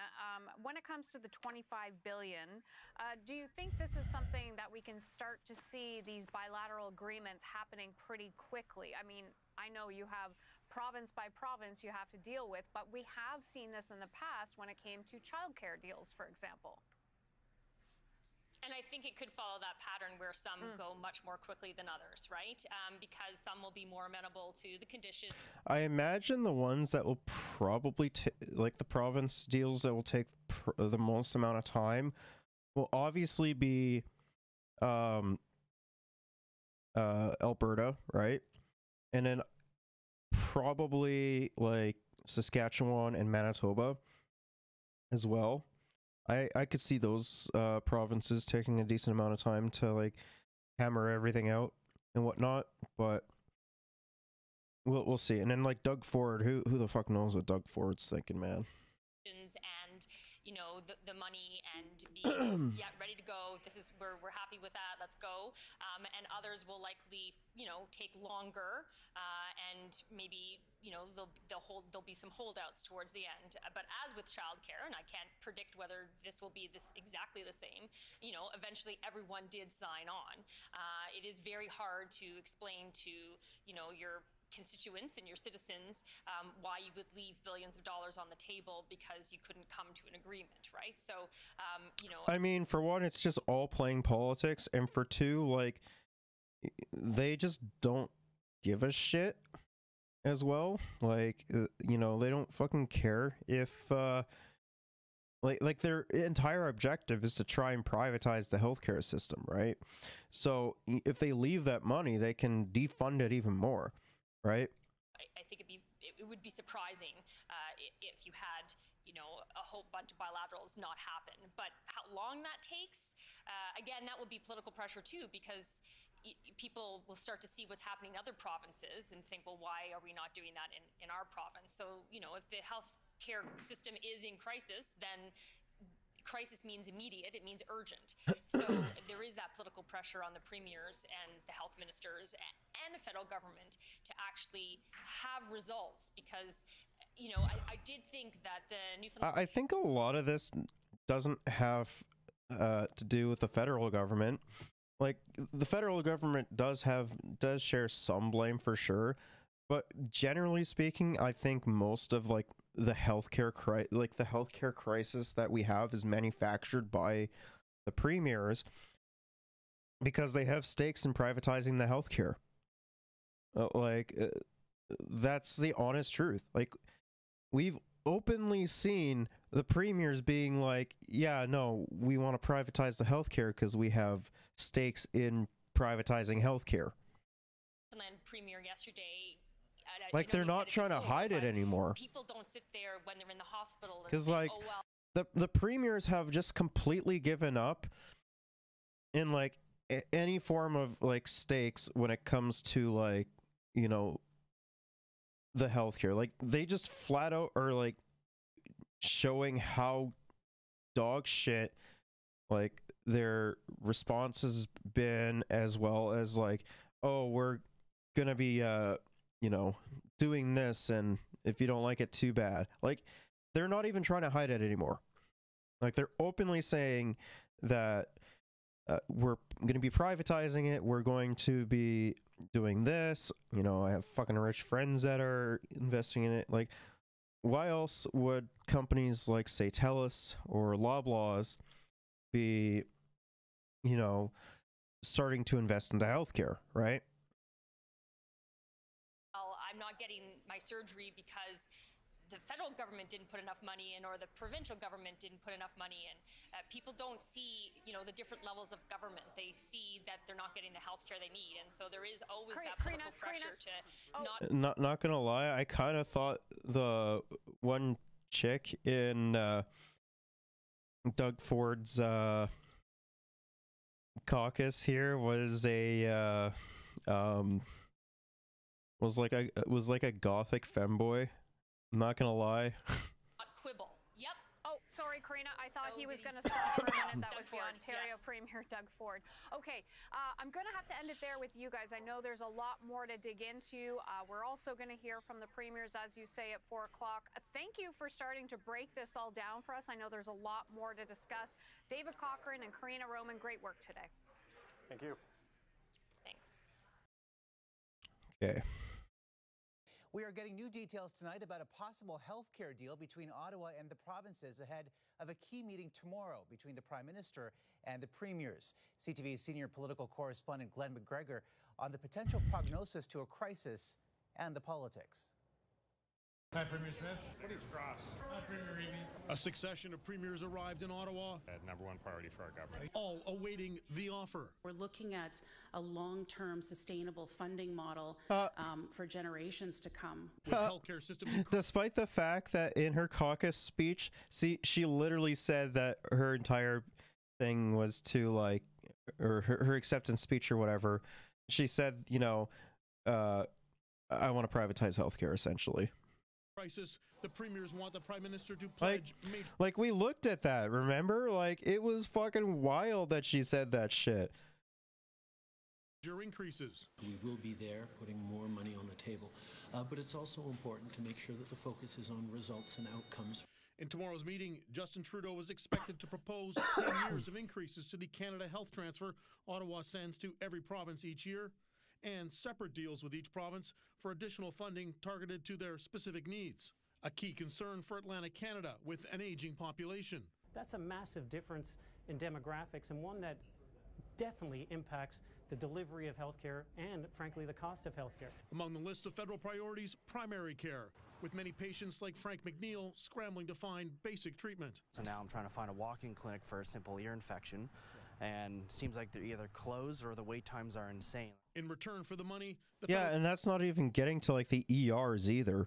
Like, you know, a lot of people are going to the ERs because they don't have like family doctors, and when it comes down to like actual solutions, which we looked at on the broadcast before, like they're not willing to like actually invest into it. Like, it's ridiculous. The federal government wants data, clear metrics that show it's spent on treating patients. But from Quebec, a jurisdictional concern. We don't need the federal government to tell us how to invest the money. To some premiers, though, it's the size of the check that matters. To bump up the 22% of Canada's total healthcare costs, they say Ottawa currently covers. For federal government to, participate to the full degree, the 35% of our healthcare system. Meeting that target would add about $28 billion to a federal budget already in deep deficit. We recognize that there do need to be investments in our healthcare system. There's little expectation the First Ministers will finalize a deal tomorrow, but they'll have to move quickly if any new health money is included in the federal budget coming this spring. Omar. All right. So this is a moment to talk about. Okay, so these people are going to be talking about, or like these anchors or whatever, are going to be talking about the problems, the solutions, and the privatization. I'm kind of curious to see what they're going to say, because we already know what the problems are, right? The surplus medical funds that are being withheld from the industry or the system, and they're not willing to like actually invest that money into the healthcare system. The solutions are actually, you know, having that commitment to spending money in the healthcare system, modernizing the healthcare system that we currently have, and putting investments into more mental health facilities, programs like Clean Needles, you know, making sure that everyone across the country has access to a family medical doctor, giving financial incentive to for those who want to become say doctors, nurses, whatever. You know, like there's a lot that we can do, but I don't think we're gonna, you know, actually fucking do it. And when it comes to the privatization, like, technically we have privatization already, but when they what I imagine they mean is like for profit, and like not focusing on patient care. So, and that which automatically leads to worse fucking outcomes. Like, so let's take a look and see what they have to say. Healthcare. More money is being spent on healthcare than ever before. It's not enough. We're in a nursing school right now where enrollment is up. It's still not enough.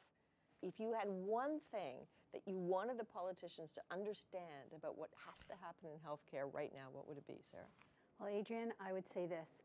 I need to have a visibility cloak. Caregivers need to be seen, they need to be heard, they need to be respected, and they need to be a vital part of the healthcare team. 100%. Lynn Tran, you're a nurse who left to go into the private system. Adrian, I think we really need to reinvest in our nursing and our healthcare professionals, bring back all those benefits of pay, patient care, collaboration with our healthcare teams. We need them at the table because they are key stakeholders, and we need the government to listen to what their needs and wants are. Max Johnson, you are a patient who made a very difficult decision. It's just very simple. Leaving tens of thousands of people in pain is not a very sound health policy. I think from our perspective, we need politicians to realize that the solution to these crises is going to be long-term and not necessarily. Which is why, when it comes down to the like any form of like public institution that will like immediately affect affect people, like say the healthcare system, for example, we should be having doctors, nurses, and those who actually work within the sector come and be like, hey, this is what we need to do, this is how we can do it, and, you know, actually fucking listen to them. Because it's not like the it's not like, you know, there hasn't been any like solutions put forward, right? The premiers just want to bitch and moan about like, oh, it's too expensive and I'm not going to be able to afford my third fucking race car. Like, who gives a shit? Like, no, like, the wait times are ridiculously long. It's so infuriating. Ugh. Necessarily beneficial in the next election. Dr. Chairman Tang, you're an ICU doctor. Honestly, I think we need to put more emphasis on prevention. We can predict areas that are going to be of higher needs over the next few years. And plus, preventative care is inherently better because, like, which is why I brought up the entire thing of the family doctor. You know, your family your family doctor knows more about your body than you do, right? Well, provided you actually go in and, you know, get like your regular checkups and shit. Because, you know, they're able to like see the changes within your body and be like, hey, your cholesterol's getting too high or your blood sugar's getting a little bit low compared to the last couple times. Like, you know, taking like preventative actions and recommendations from your doctor will automatically solve those problems. What would that look like if we started to put more resources into areas that are going to be concerned? Mental health, like this, the fact that mental health services, especially exiting the pandemic, people are still paying out of pocket, to me, baffles me. Well, it's not even just like mental health services either. Things like, say, dental, like I believe chiropractic is more of like a pseudoscience and shit, but you know, chiropractic, physiotherapy, you know, still having to pay for like prescription drugs and glasses and, you know, shit like that. Like, it's ridiculous. It's not free and fair as well as distribution of services programs to help universal addicts healthcare. too. We think it is. Yeah, and by definition, it's not. And from my perspective as an ICU doc, we see the repercussions of not having that access. Armin, can you start off helping us understand, though, we talk about this as if this is Canada's problem, but it's not unique to this country. It's absolutely not unique to this country, but we are... I mean, yeah, places like, say, like the UK, for example, are having problems with the NHS as well. A lot of that has to come down to, again, the fucking conservative politicians.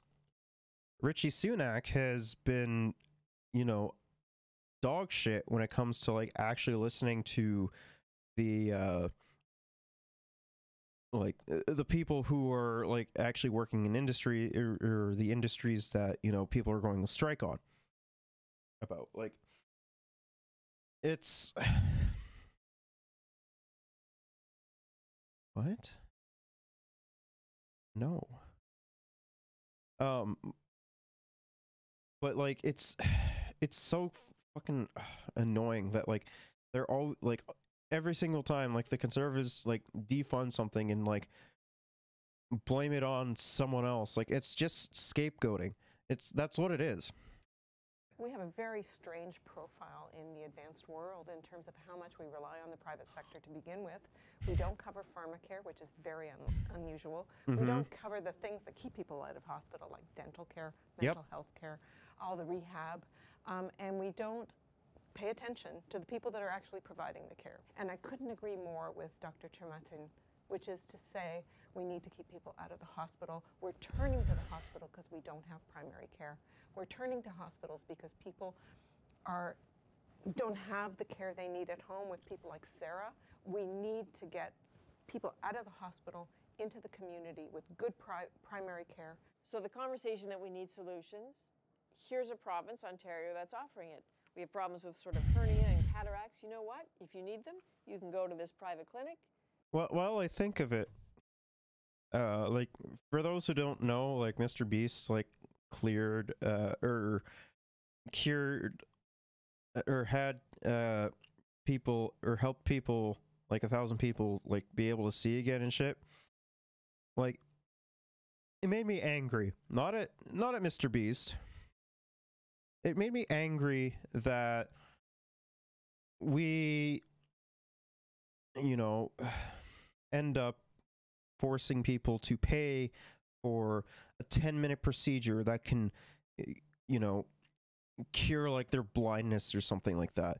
Like, it's incredibly infuriating that we paywall the people's right to, you know, a better life in that sort of sense. Like, even if you want to look at it from a capitalist point of view, like, why wouldn't you want people in order to see, because that increases your labor force, right? But, like, it completely goes against that because you're charging people, like, thousands of dollars to, you know, get it all done, and, like, or to get it, like, it's just ridiculous. You're still not out of pocket, and it will take you away from the public system. On paper, it seems like it might ease some of the pressure. Well, they're But not it doesn't. out of the public system. We're paying 30% more for those services because they happen to be for-profit clinics. We could be running more of these cataract factories in the public system, off-site of hospitals, or even underutilized spaces in hospitals. So how does it cost more money to make that happen, to do those cataract surgeries in private? Because they're for profit. And when you're in for profit, it's automatically going to, like, require more funding because they want to make as much money as possible. And they want to squeeze the consumers for as much as they can. Because this province in Ontario has offered for-profit clinics 30% more to incentivize them opening up. Talk about baffling. It's interesting listening to the conversation because as a patient, we get very worried. You know, we hear all sorts of people talking about all sorts of problems, all sorts of solutions, but they don't seem to appear anywhere. And which is understandable. The principle of a funded universal health, like, that is understandable, right? I completely understand where he's coming from, right? And the fact that no one has actually provided any solutions, like any like tangible solutions that would not only help us in the short term but also in the long term, is incredibly infuriating. Healthcare program, I think, is one that almost everybody in the country would agree with. But let me tell you that abject pain trumps ideology every day of the week. I ended up going to Lithuania to have a knee replacement. And I did it because there was a 2-year waiting list in Winnipeg. Which should not happen at all, just to be clear. It was painful to walk, painful to sit. I couldn't work. 6 weeks later, I'm back from Lithuania. 9 weeks later, I'm economically active again. I probably paid more in income taxes in the 2 years that I otherwise would have been sitting in a wheelchair. I fully understand why, for an individual, the idea that there is a solution I can pay for is extremely attractive. The problem is they pay for this care with the people that are leaving the public system. The public system keeps getting worse. So the people that don't have the money are getting continually inferior care. And True. It's like so many things. Which is why when you look to a privatized sector like America, it leads to worse outcomes with sky-high profits for the companies. Like, it puts people in huge amounts of medical debt when they already can't afford like any, like I believe it's like a $400 surprise expense. In the economy, what's good for the individual is suicide for the system. We know that there is no country in the world that has relied heavily on a for-profit system America. that delivers faster, better, cheaper care. So we need, like, yeah, it's because they want to take their time, they want to exploit people who are in severe amounts of pain, and they want to make as much money as possible to make the public system work better. As we're talking about, you know, different clinics and private clinics, they're not just buildings, they're staffed with people. They're staffed with people like Lynn because you left the public system. Absolutely. That is a huge loss. Yeah. I'm thinking you're not that long out of a nursing school just like this one. You know, trained here, went to school here, started in the public system. Absolutely. Like, this all looks so familiar. It's like it was yesterday that I was back in school. It was a tough decision. And don't get me wrong, I love being a nurse. I just don't think it was the career that I expected it to be. And I absolutely agree with this discussion. Like, I'm a prime example. Like, I feel as though there were lacking opportunities for training and growth, and we need to leverage everyone's expertise and knowledge within the healthcare system and have them operating at their highest capacity. That's one of the main solutions, is leveraging like personal support workers. You could train personal support workers within a year, and they have abilities to put in Foley catheters, to put in IVs, to do ECGs, offload a lot of the work that our nurses are having to tackle. And why aren't we and like, they would 100% leverage that. Like, if it helps, then why wouldn't you, right? So, yeah, I don't know. What would make you go back? It's hard to say, Adrian. I think we really need to reinvigorate what it means to be a nurse. And I think that's something that I lost passion for. And do you feel that now in the private system? I do. I think there are things that I really value in a career, and I value that flexibility, that work-life balance, and actually being compensated for the work that I'm doing. That doesn't seem like And unfortunately, in a hyper-capitalist organization of the economy, you don't get to do that. Like, if you end up wanting to do that, like, it's gonna cost, it's gonna affect you heavily, because, like, you know, just to survive as like a fucking nurse in, say, like, I don't know, Ottawa, is going to be incredibly fucking difficult, because you're always gonna have to like keep working in order to keep up with the rising costs of or the price gouging of groceries, the parasitic increases in rent by landlords. Like, there's a lot that goes into it, right? And it's just absolutely fucking disgusting. Unreasonable ask. It's completely reasonable, and it is insane that we have undervalued the work of people like Lynn in the public system by holding their wages in a province like Ontario at a 1% increase in the middle of a pandemic, in the middle of a massive labor shortage, preventing these people from taking. And like conservatives would also say, in the middle of sky high inflation, because it's just inflation, brother. Yay. That's the only thing I have. Vacations when they're burnt out, and then wondering why do we need to turn to staffing agencies and pay 30, 40, 50% more. But you know, you can have a for-profit system for the people that can afford to pay if it's on top of a functional public system. We already have that. Executives don't go to public hospitals unless they're really sick. And if they're really sick, where do they go? They go to Emerge. They go and get care in an ICU, which is publicly funded.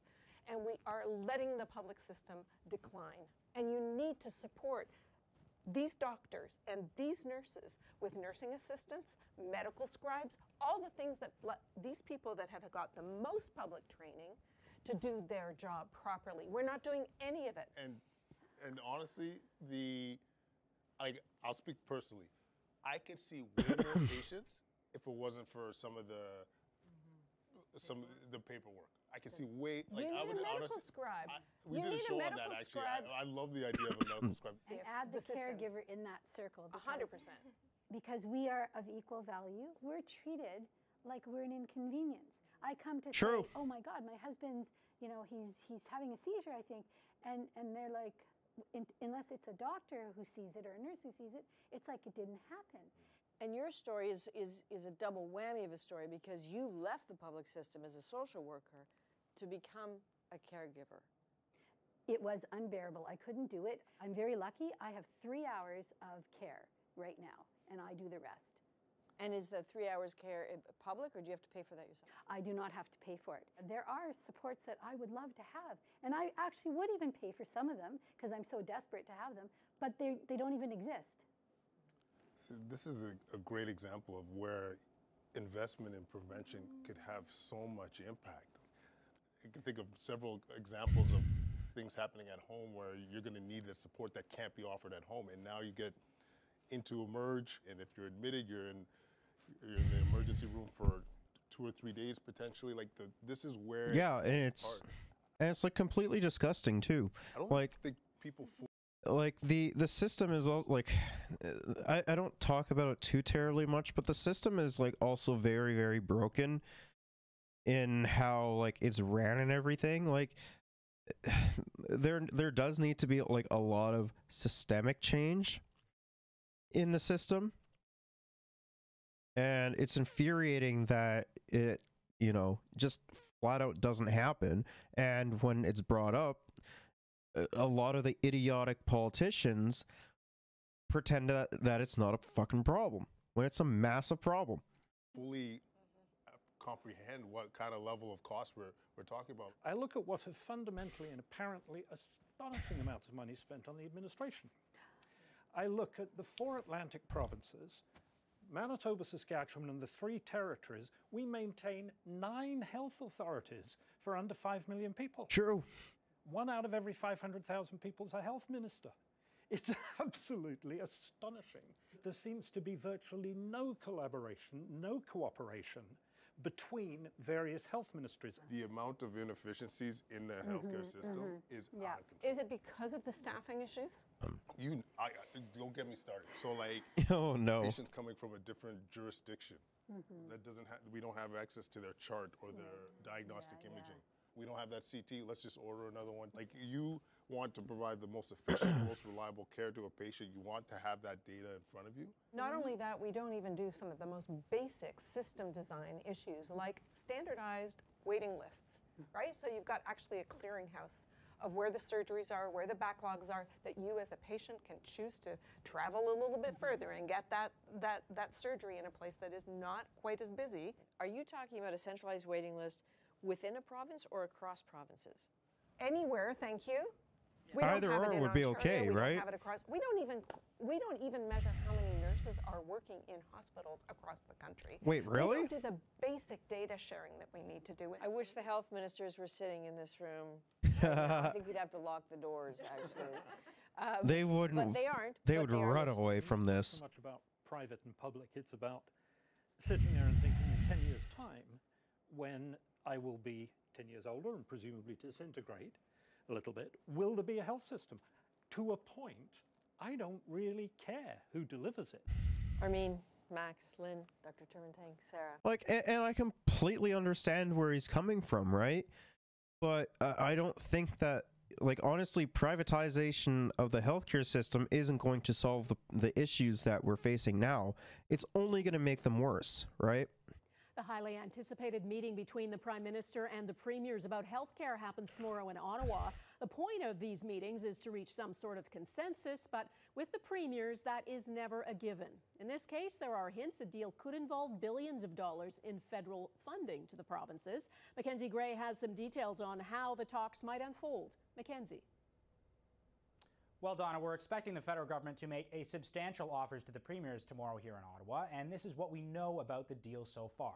A senior government source tells Global News the feds will offer the provinces a 10-year agreement, and that money is going to be split into two separate pots. The first one will be to increase the Canada Health Transfer. The other one will be to cut individual deals with each province.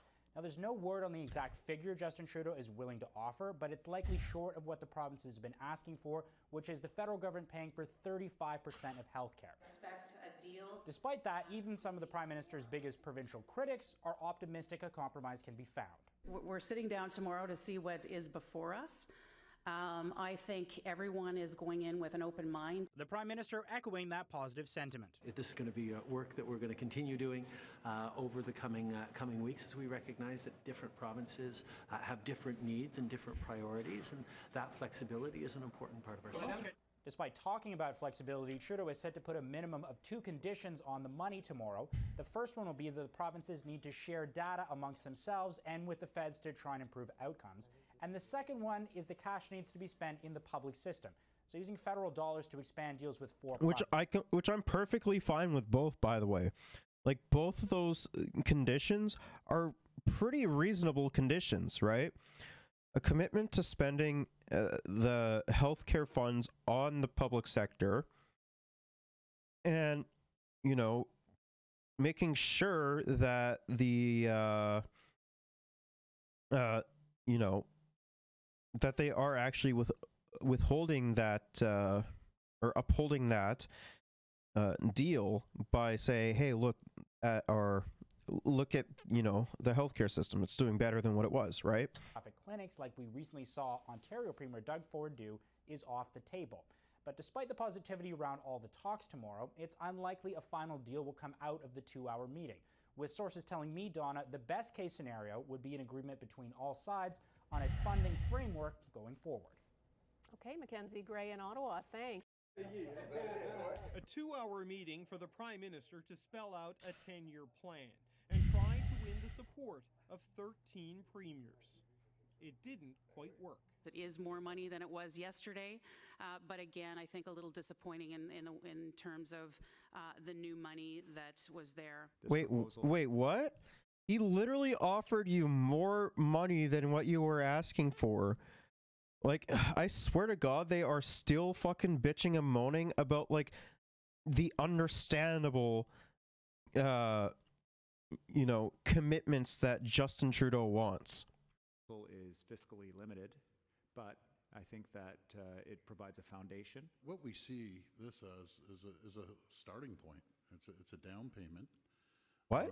On further discussions. Wait, what? That down payment calls for $196 billion in increased federal spending over the next decade.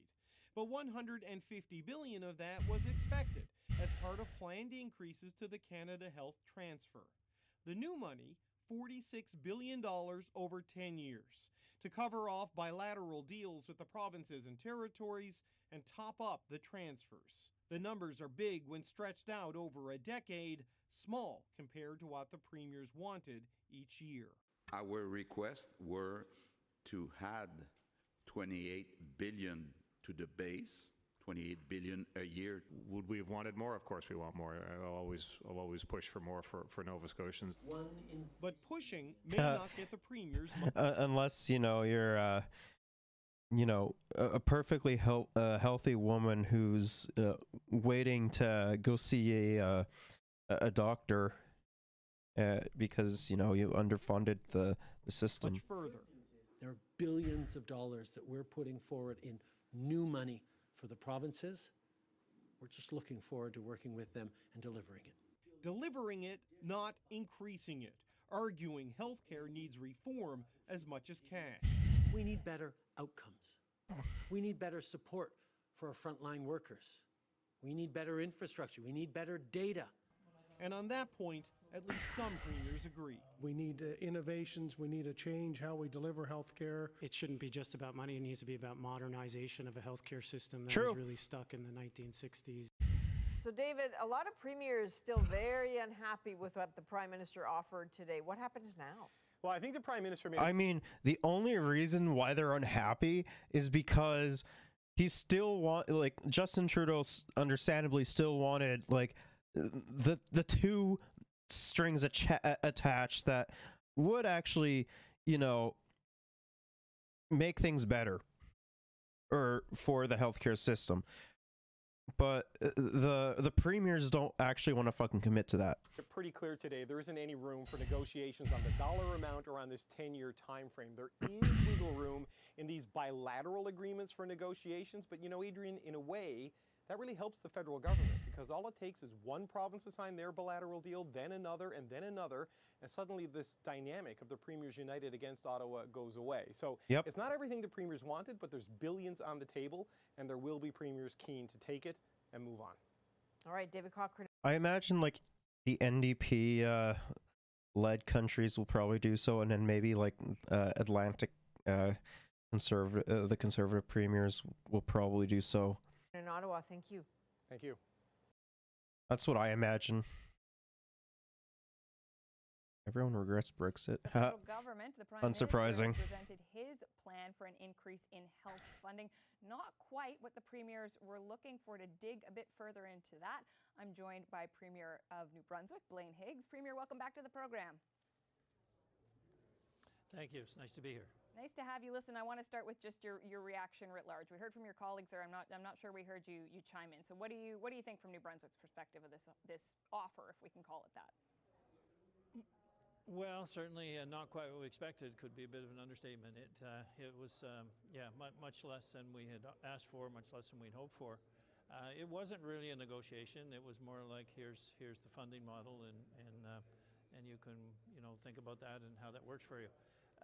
I do think that the items that were identified, as areas that we could have improvements, and what that might look like, there were different points made there, and I think that makes sense. I think we should have standards across the country that we can find ways to ensure that we have a healthcare system that works for everyone in any part of the country. That's all good.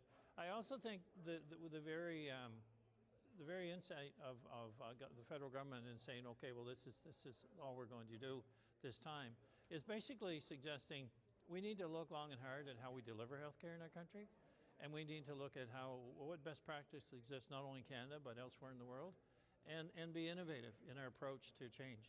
And I think the public are ready for that because they want better healthcare. And so I think with this funding model that's so much lower than what we anticipated, we are actually in a position that we've got to do that. I'm not quite sure I understand what you're getting at there, sir. Like, it seems like you're saying that we might have to do something dramatic. What is that thing? What? Is this like a greater role for the private sector, or?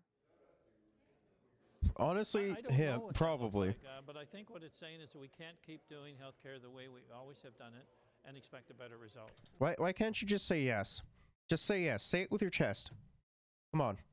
Because we have, put money into healthcare, more so than other departments for years and years and years. And yet the outcomes, certainly during COVID and challenged, are becoming increasingly more difficult to meet. And that's a lot to do with demographics, a lot to do with, people retiring and the workforce shortages. What? So I guess in looking at how we manage that going forward, it's what do we need to change? What models work best? How do we recruit more people in a meaningful way? You know, we talked about that in the meeting. How do we bring in more from countries that are already certified and that could work in our country immediately rather than be 2 or 3 years getting up to speed? I think there's just a number of things that the pace has got to excel on our ability to change and deliver better results. Okay, I do want to talk about looking forward in a moment, but that meeting behind closed doors, it's clear now, we've heard from you and some of your counterparts, underwhelmed. Did anyone express that to the Prime Minister? Was there an attempt to push back?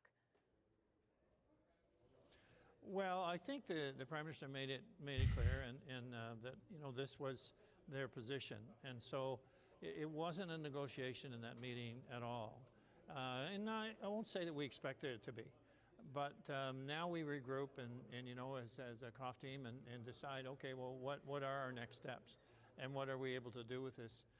You know, speaking from an Atlantic region and certainly a demographic and an older population, there's some on the bilateral agreement and how we can work with that. There's some advantages there or recognition of our situation in Atlantic Canada. That's certainly a positive, and I want to be, you know, look at the brighter side on any of this. But maybe it's worth, as I say, reconsidering just how we deliver healthcare in many areas. But there wasn't a negotiation. There were just clarification points that were asked, and we all asked those, just so that we'd have more insight into. Negotiations for a lot of these premiers would have looked like, hey, I don't want strings attached to this money, and also give me more money. That's what negotiations probably would have looked like, to be perfectly honest. Like, it would have been unsurprising in the slightest. What the offer really meant. Okay, so is the takeaway then for folks in your own province that you don't expect that there's a way to make this number any bigger when it comes to the needs of New Brunswick? If you are discussing with the federal government, it's going to be, you know, working out the specific... I mean, yeah, the federal government can spend more money for sure, but a lot of that has to come down to the bilateral agreements as well as the as like, you know, what are they going to prioritize as well as, you know, actually spending the full amount on healthcare. That bilateral agreement. But and communication too. It sounds like you're not expecting that you can push back all that much. Well, I mean, obviously that's a collective decision with all of my colleagues, and that's what'll come from our meeting on Friday. But I don't know how many you spoke to, but I don't think you probably got a lot of optimism that there would be another number that we could push back on. But I'm sure it'll be a topic of discussion on later in the week or early next week. And are you concerned about keeping a united front? Because I did hear from the comments of some of your colleagues there. Some of them seem more ready to sort of roll ahead with this, right? Some money's better than no money. We're happy that we're having this conversation. Are you concerned that some folks may be pretty quick to just get the financial taps turned on? Yep. 100%. Well, I think we all look at it in that fashion, is that it's better than no increase at all. And get on with the bilateral discussions and see where that takes us. So yeah, I mean, I have to be in that camp too, that I think that there's an opportunity here to really work and move forward. And then there's an opportunity to work on the bigger items like immigration, like the technology and electronic records and sharing that all over the country. What does immigration have to do with this? System that we can be state-of-the-art in Canada, not necessarily in any one spot, but in the entire country. Premier Legault talked about this plan as being a starting point, a down payment for further discussions. It took you 2 years to get here. Do you think it's realistic to think that this is just a down payment? Well, I think the dollar amount we consider a down payment, and I have to agree with Premier Legault on that. But the timeline in which we might see a change, yeah, I don't think I'd hold my breath on that. And we basically would be, yeah, maybe we're always talking about increase in health transfers, but nevertheless, we have what we have. We've got to find a way to work with that. And I hope the population understand that our collective goal, working through with health authorities and health professionals, it's to serve the customer better, and the customers are the people that our respective provinces. And how do we best do that with what we have to work with? I appreciate that there's, as you say, discussion Friday or early next week to come. There's obviously going to be conversations with the federal government, federal officials over these bilateral agreements. But can you say anything about how long you think this process is going to take? If the number's not going to change all that much, are we months away, weeks away, do you think, from seeing some actual deals signed? Well, we obviously want the federal budget to contain, the increases, so we don't want to have that be delayed. I think the bilateral agreements will be months. I mean, I'd say weeks to months, but not more than a couple of months type of thing, maybe 3 months. But I would like to think by the end of the first quarter of this year, we would be well along, if not have concluded a bilateral agreement. In closing, I'd just like to ask you what your message is to Canadians who have been hearing some very unsettling, very sad stories about particular instances, be it in their emergency rooms or whatnot. They've been told that their healthcare system is broken. Given what we now know today, what would you say to Canadians about efforts to improve that healthcare system? I mean, it was broken before this anyways. It was even broken pre-COVID. Like, a lot of... There's a lot of issues with our healthcare system that we could fix like tomorrow if we really wanted to. Well, I think there's a lot of collective efforts happening, and yes, our healthcare system is challenged. We know that, and we come out of COVID, as a nation, not unscathed. We certainly saw the challenges and the stresses, and we're trying to rebound from that. I can go on to different areas and meeting with different professionals about things we can change in the system to make it better for people that are needing the system. The collaborative care model with community care centers as opposed to individual doctor practices. All these things now are starting to come to fruition, and I can speak to that in my own province. But I think people are expecting better healthcare results. And I think the Prime Minister, stuck to that these are areas of improvement that are required. We want you to tell us how you're going to improve in those areas. I think the public deserve to know that, and certainly that would be my goal, is that, and we are measuring that. So I'm very prepared to release that information. And actually, we're doing it in areas that, cataract surgery, hip and knee surgery, getting to the national standard or beyond. I'm kind of excited about some of the trends I'm starting to see, and everyone needs to be engaged in that solution. And I think we're going to see the rebound here. Okay. It certainly doesn't sound like there's been much objection to any of the conditions or the asks of the federal government on that front, even if there's concern about the bigger deal. Listen, Premier Blaine Higgs, appreciate your time today. Thanks very much. You're very welcome. Take care. Now the Prime Minister has presented a new health care funding plan to the country's premiers, a 10-year deal with $46 billion in new spending. But does it meet the bar for the provinces and territories? Why don't we ask one of those jurisdictions? For the most part, they literally said no. Like what? Now the Premier of the Northwest Territories, Carolyn Cochrane. Welcome back to the program, Premier. Thank you. Glad to be here. Happy to have you. Listen, I want to start by asking you, I guess, your overall reaction to the deal. We know some of your colleagues sound disappointed. In fact, they've used exactly those words. What do you think? Well, I think it's important to recognize, first of all, that the federal government has finally come to the table. It's been a number of years that we've been asking to meet. We can't do this alone, especially in the territories. We're very reliant on federal support. We're a large landmass with a very small population, so we're very dependent on the supports that we can get from the federal government. So I am optimistic that there will be funding coming through the bilateral agreements to the territories. I'm really glad that it wasn't all per capita. The CHT money will be per capita, but the bilaterals is not going to be. I'm also respectful that he's increasing our Territorial Health Initiative funding, and I'm excited that he's actually looking at the Indigenous government stream as well. I think that's what I would lobby for. I do want to dig into the Indigenous portion of this in a minute, but I just want to ask you first, your colleagues earlier were talking about the importance of a united front, but if I listen to what you just told me, you sound like somebody who's pretty ready to sign a deal, are you not? Oh, 100% sounds like it. Oh, I think that all of us, it was just presented to us this afternoon. There was a lot of figures.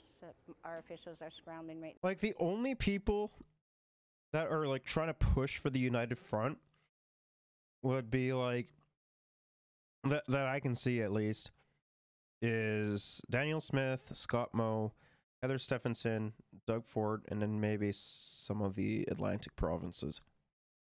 But I honestly think it's going to fall apart, to be honest. Now at this point to to actualize what that means for the Northwest Territories. So I would be foolish to sign any deal until I was really, till it was comprehensive in what we're actually getting out of this. Given what you were asking for versus what has been presented to you, do you think that this is a fair offer? Oh yeah, easy.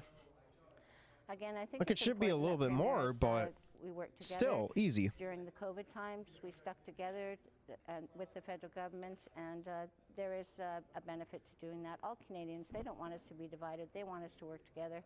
So as I said earlier... But like, the only people who are like trying to divide the population is literally the fucking Conservatives.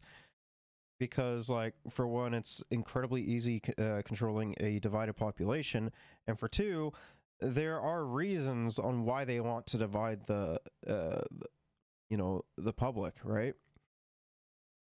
The CHT monies that the premiers have concerns about does not impact the territories as much as other jurisdictions. That funding is based on per capita. We're 45,000 people. It's not going to impact us. Where we're looking at the needs, our healthcare needs being met in the Northwest Territories are through the bilaterals. So we're in a little bit different position than the bigger jurisdictions in the South. Okay, let's talk a little bit about the money that is specifically dedicated to Indigenous peoples. As part of this plan, $2 billion over 10 years to address the unique challenges Indigenous peoples face when it comes to fair and equitable access to healthcare. What are your questions about how that's going to interact with the situation in your territory? Over half of our population are Indigenous in the Northwest Territories, and so that is one of the areas that I do have a lot of questions for the federal government. A lot of times when the federal government gives money for Indigenous streams, it goes to Indigenous people on reserves, which in fairness are very needy as well, especially when it comes to healthcare. But the Northwest Territories is often left out of that formula. We only have 1.5 reserves, 2 reserves in the Northwest Territories, but we have like 15 Indigenous governments. So it was one of the first questions I asked in the meeting with our Prime Minister is, will you consider the on-reserve and off-reserve? Because I want to make sure that all Indigenous governments actually have access to that stream. There's no Indigenous government that isn't struggling with their healthcare needs for their people. So it would be inappropriate, in my opinion, to only allocate it to on-reserves and then exclude the people in the North. That would not be okay. The North has struggled for very long. The federal government recognized that. They've done an Arctic and Northern Policy Framework. I mean, a lot of Northern Canada in general has struggled, like, just in general when it comes to things like, say, like, yeah, there is the healthcare aspect of it for sure, but there's also the the food prices, the access to clean drinking water, and and a whole slew of other problems. Like, it's just ridiculous on how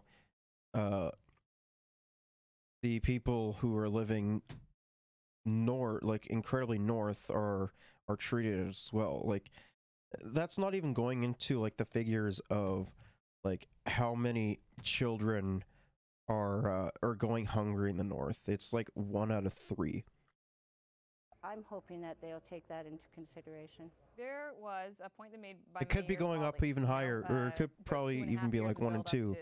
A 2.5-hour meeting. What was it actually like in that room? I mean, was this tense? Was it collaborative? What did it feel like when everybody was finally around the table? I would not say it was tense at all. I think that everyone was very respectful. The Prime Minister, the federal ministers, and the premiers around the table. I think, in fairness, all of us had questions. It was a proposal that was kind of dropped on us, and we were scrambling to make sense of it. So there were valid questions asked around the table, myself included, around the Indigenous stream, around the northern funding for the Northwest Territories. But I would say that no one at any point was inappropriate, was aggressive. I think we were all responsible. Okay, just in closing, Premier, how quickly could you see yourself actually signing a deal with the federal government on this? Well, like I said, our officials are trying to analyze it right now, what that means for the Northwest Territories. I'm also the chair for the Northern Premiers, and so I'll be working with the Northern colleagues from the Yukon and Nunavut to make sure that all of our needs are met. And I believe that we're going to be meeting with the Council of Federation within the next couple of days. So hopefully after that meeting, we'll know where we stand. Well, listen, we appreciate you letting us know where you stand, Premier. Appreciate your time today. Thank you very much, Premier of the Northwest Okay. So yeah, Danielle Smith and Justin Trudeau share a very awkward handshake. I've been looking forward to this. I haven't seen it yet. Bro, what is that? Does she not know how to shake a hand? Oh, that is funny. What a pleasure to be able to sit down with Premier Smith today. An opportunity to touch base quickly before the health discussion. Bro, what are these fucking socks, dude? What happened, Justin? You were so fucking hot before. Now you're wearing like really weird socks. Like who wears these kind of socks, man? We're going to have this afternoon. Obviously, it's a big priority for Canadians, and we're going to be focused on delivering results for them and doing it in a way that's responsive to the varying realities across the province, across the country. Talk about Albertans and how we can make sure we're supporting them. Albertan energy workers and workers in general have been extraordinarily important to the success of Canada over many, many decades, and we need to make sure they continue to be strong into the future as well. The world needs Albertan know-how, Albertan energy, and Albertan solutions for the coming years, and I'm looking forward to continuing to work with the government. Oh, he's really trying to grease the wheels. Thank you. Je ne parle pas français, so my comments will all be in English. Wait, what? You don't speak French? Isn't that like a requirement for like any form of like political power? To talk about some areas of common interest and maybe some areas of diversion to see if we can find some common Honestly, I'm not really surprised she can't speak French.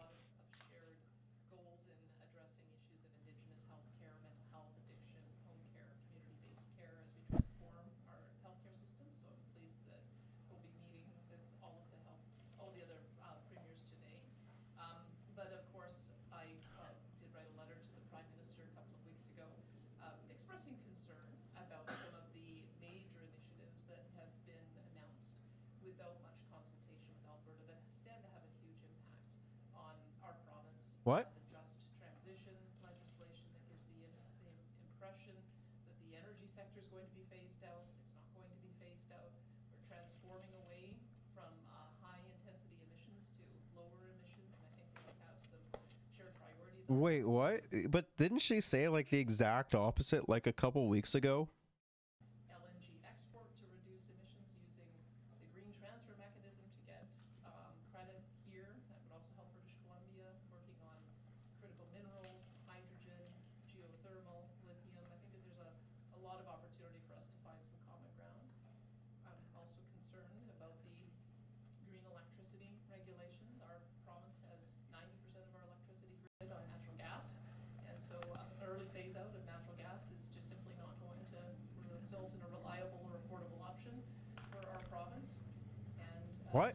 also a proposed emissions cap on the energy sector. We've said very clearly that an aggressive emissions cap, such as was initially proposed, would really be a production cap, because What? there isn't a feasible way for us to achieve that within 8 years. So with There 100% is a feasible way to achieve that within 8 years. 8 years is a long time. Like, what? We'll find some common ground on some of those issues today, because I think it's going to be important for for Alberta and for all of Canada that we do find common ground so that we can continue to move forward on addressing issues together.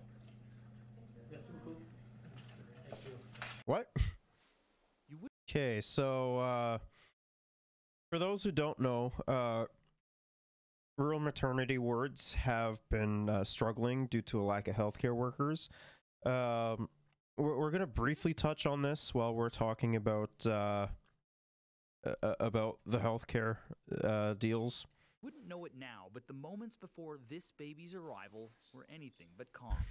You're like, whoa, whoa, whoa, we're not sending you home. We're gonna be doing an emergency C-section. And The local hospital surgeon unavailable, a doctor an hour away rushed in to operate. this was very scary for me, for both of us, I think, being first-time parents, and I couldn't have asked for better care. Well, this doctor would have performed that surgery, but he was off, and staffing shortages mean there's no backup here. We're beyond crisis. We were crisis 5 years ago. There used to be 11 doctors here. Now there are 5. It means delivering babies is getting harder to manage, making an hour drive to the nearest city more likely for expecting moms.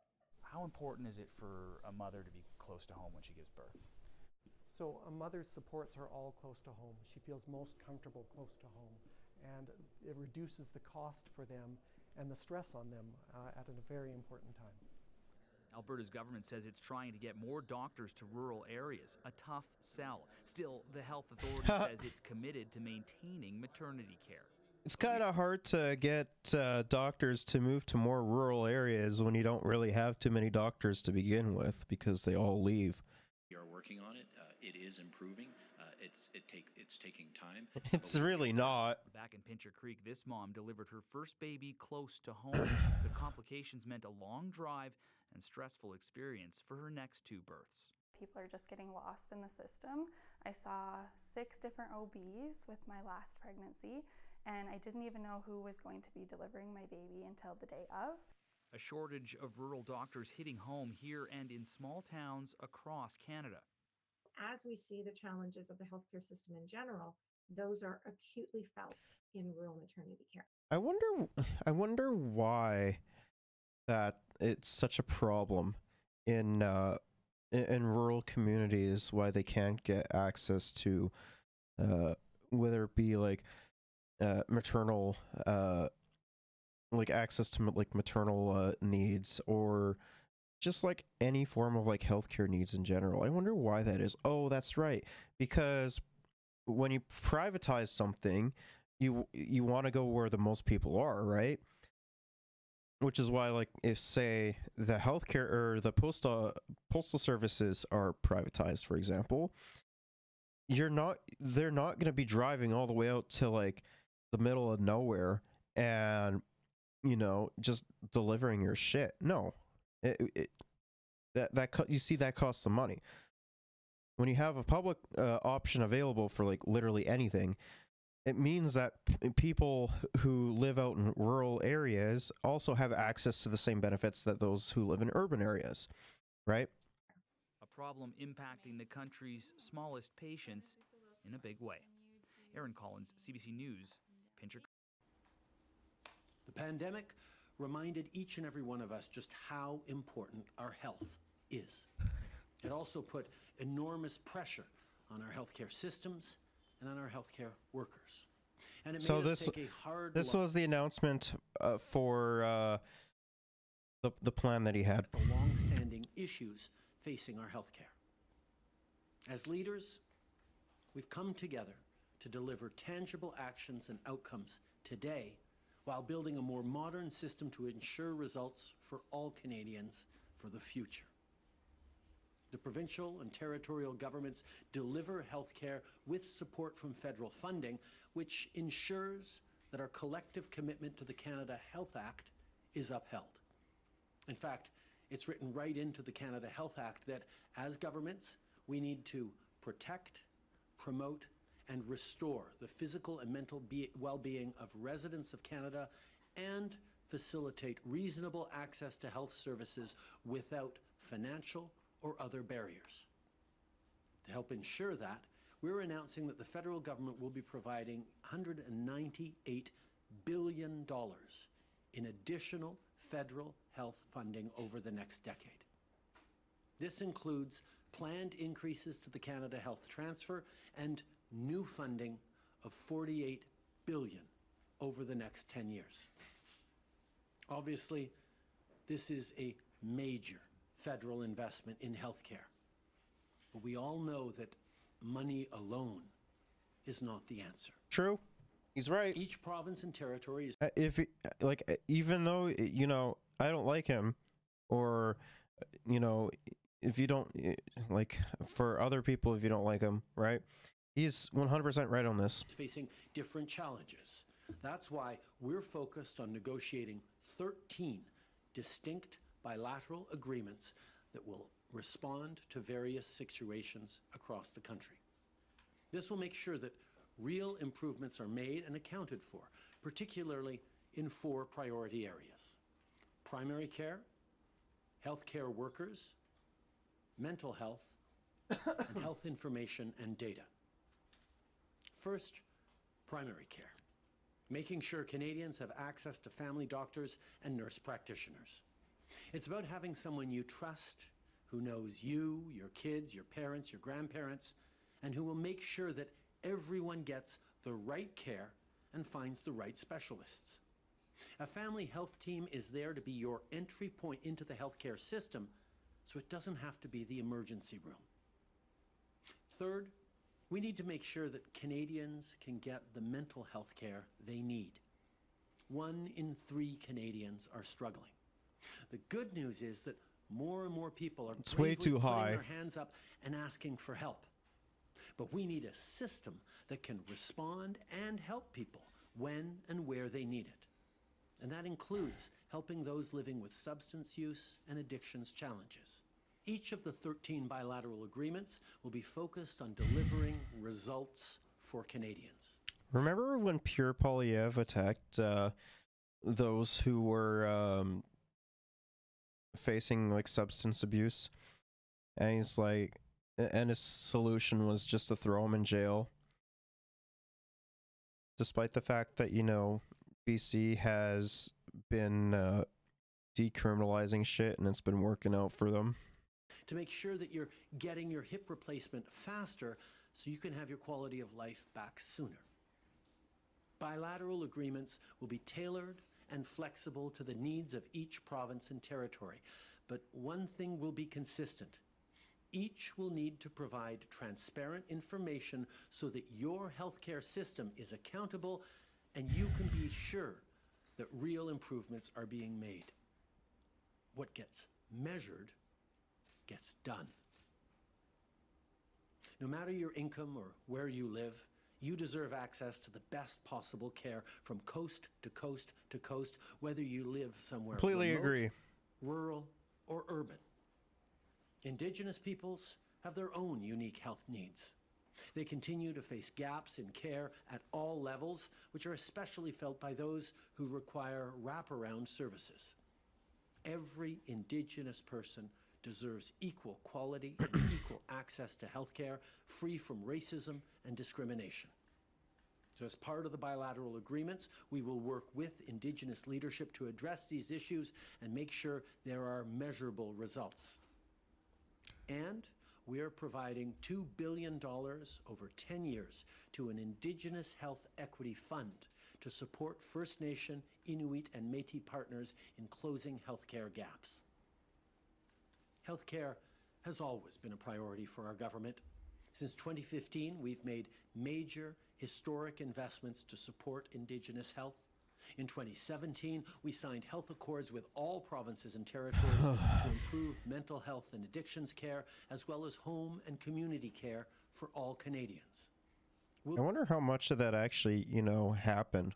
We'll be asking provinces and territories to recognize credentials Canada-wide so that our well-trained healthcare professionals can work wherever there is need. And to improve how we recognize foreign credentials so that skilled people who come to Canada can more easily contribute and reduce pressure on overworked staff. Personal support workers take close care of people and deserve to be fairly paid.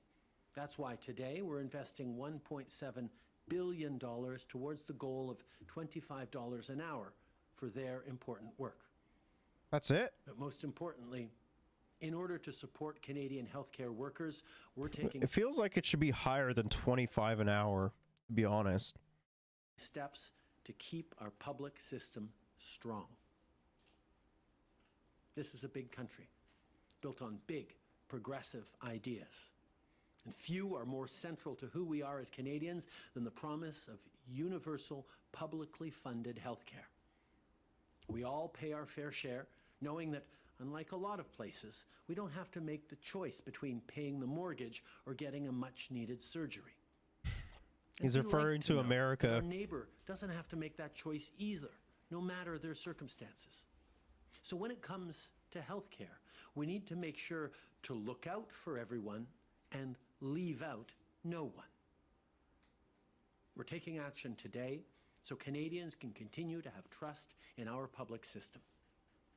We know that cuts and austerity won't make us stronger and won't help Canadians thrive. We're investing in the well-being of Canadians and in a strong social safety net, not only because it's the right thing to do, but because it's the smart thing to do. Canadians deserve to know that every new dollar being announced today is exactly that, a new dollar that will go towards the improvements in healthcare that Canadians need. Because when people are healthy, when people don't have to go into unnecessary debt, when people can get timely access to healthcare before complications arise, all of it makes our economy stronger. Now is the time to step up, to meet this moment, to do what it takes to reinforce the defining Canadian institution that is universal public health care. I have high expectations, but also reasonable expectations that in the coming weeks, not months, we will conclude bilateral agreements, begin flowing more money. Bro, you know for a fact that like Alberta is and like provinces like that are going to drag it out for as long as they can. And Canadians will start seeing real results. Let's get this done. Let's give Canadians the healthcare that they expect and that they deserve. Do we have enough time for this? We should, right? Hello, I'm Rosemary Barton. Welcome to a special edition of At Issue. At Issue tonight, We won't have is enough the time federal for that. government's offer to fund healthcare enough for the provinces. Ottawa is promising to increase health funding to provinces and territories by more than $196 billion over 10 years. But only 46 of that is new funding, and that is well below what the premiers had been asking for. To say the least, I think we were a little disappointed. What we see this as is a starting point.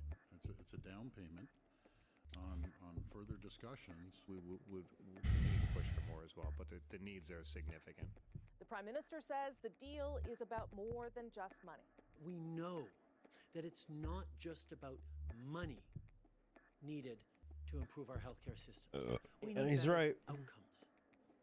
So what's to be made of this offer from the federal government? Isn't enough to fix at least some of the issues we're seeing across the country. Will Easy. to it? Let's bring in our panelists, Chantal Hébert, Andrew Coyne, and joining us from Calgary tonight, Kelly Kreiderman. Thanks for being here on this Tuesday, everybody.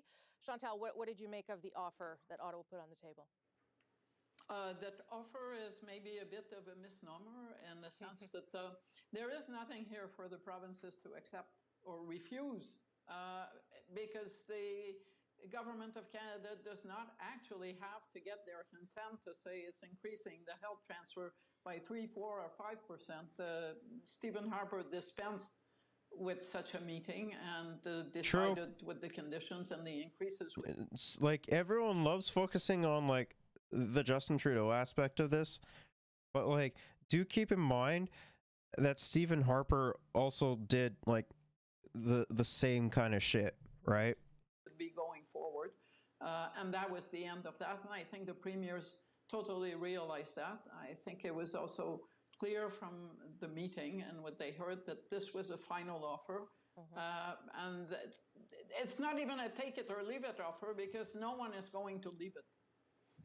Basically, this is where it's at. To your other question, will it fix the system? If money could fix the system, provinces received more than the rate of inflation, more than twice the rate of inflation over a decade. And here we are again today with not only the same problems that money was supposed to fix, but actually more acute problems that were not fixed. Okay, lots to dig into, but she's Andrew, your she's 100% right about that, by the way. If like money was like the solution to all of the problems, we wouldn't be in this situation to begin with. There's a lot of systemic problems that we need to be fixing. But the thing is that no one wants to do it because it's systemic. Quite sure why we're attaching such drama or significance to it. They've essentially extended the existing fiscal arrangements out for another 10 years. So they'll get a 5% escalator versus the 6% that's been on for the last 10 or 20 years. Plus, they'll these tacked on bilateral deals, which will allow Ottawa to intrude itself to the maximum possible that each province will let it into the decision making so it can be seen to be doing something about health care. I'm all for a strong federal government, particularly in things that are actually federal, but the feds don't have any special wisdom as to whether the provinces should be putting more money into mental care or into home care or what have you. So it's mostly, I think, to be seen to be doing something.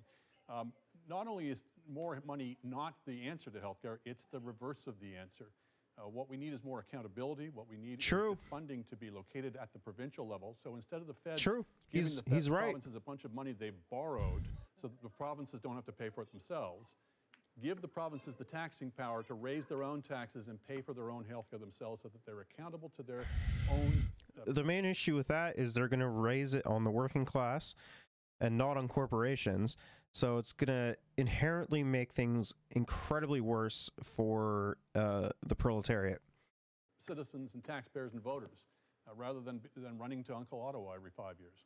Okay, to be fair, there is, and you've all mentioned it, these side deals or bilateral deals yet to be negotiated. That's $25 billion on the table for the provinces. I know that's not the biggest number, but that is sort of the newer piece, I guess, that is there. And Kelly, I think it's also the piece that Ottawa is hoping provides some accountability, although in a different way than Andrew's suggesting. Yeah, if you listen to the Prime Minister's words on this, he talked more about the bilateral deals than the general deal that was signed with the premiers.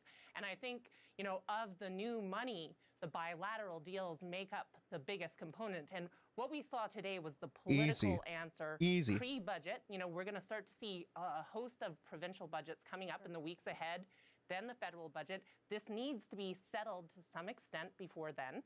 Then the Prime Minister and the federal Liberals offer these bilateral deals, which don't have to be linked to population, which allow the government to focus on those boutique issues and those important issues to specific provinces. It allows it to be more political as well. We're not talking about per capita funding.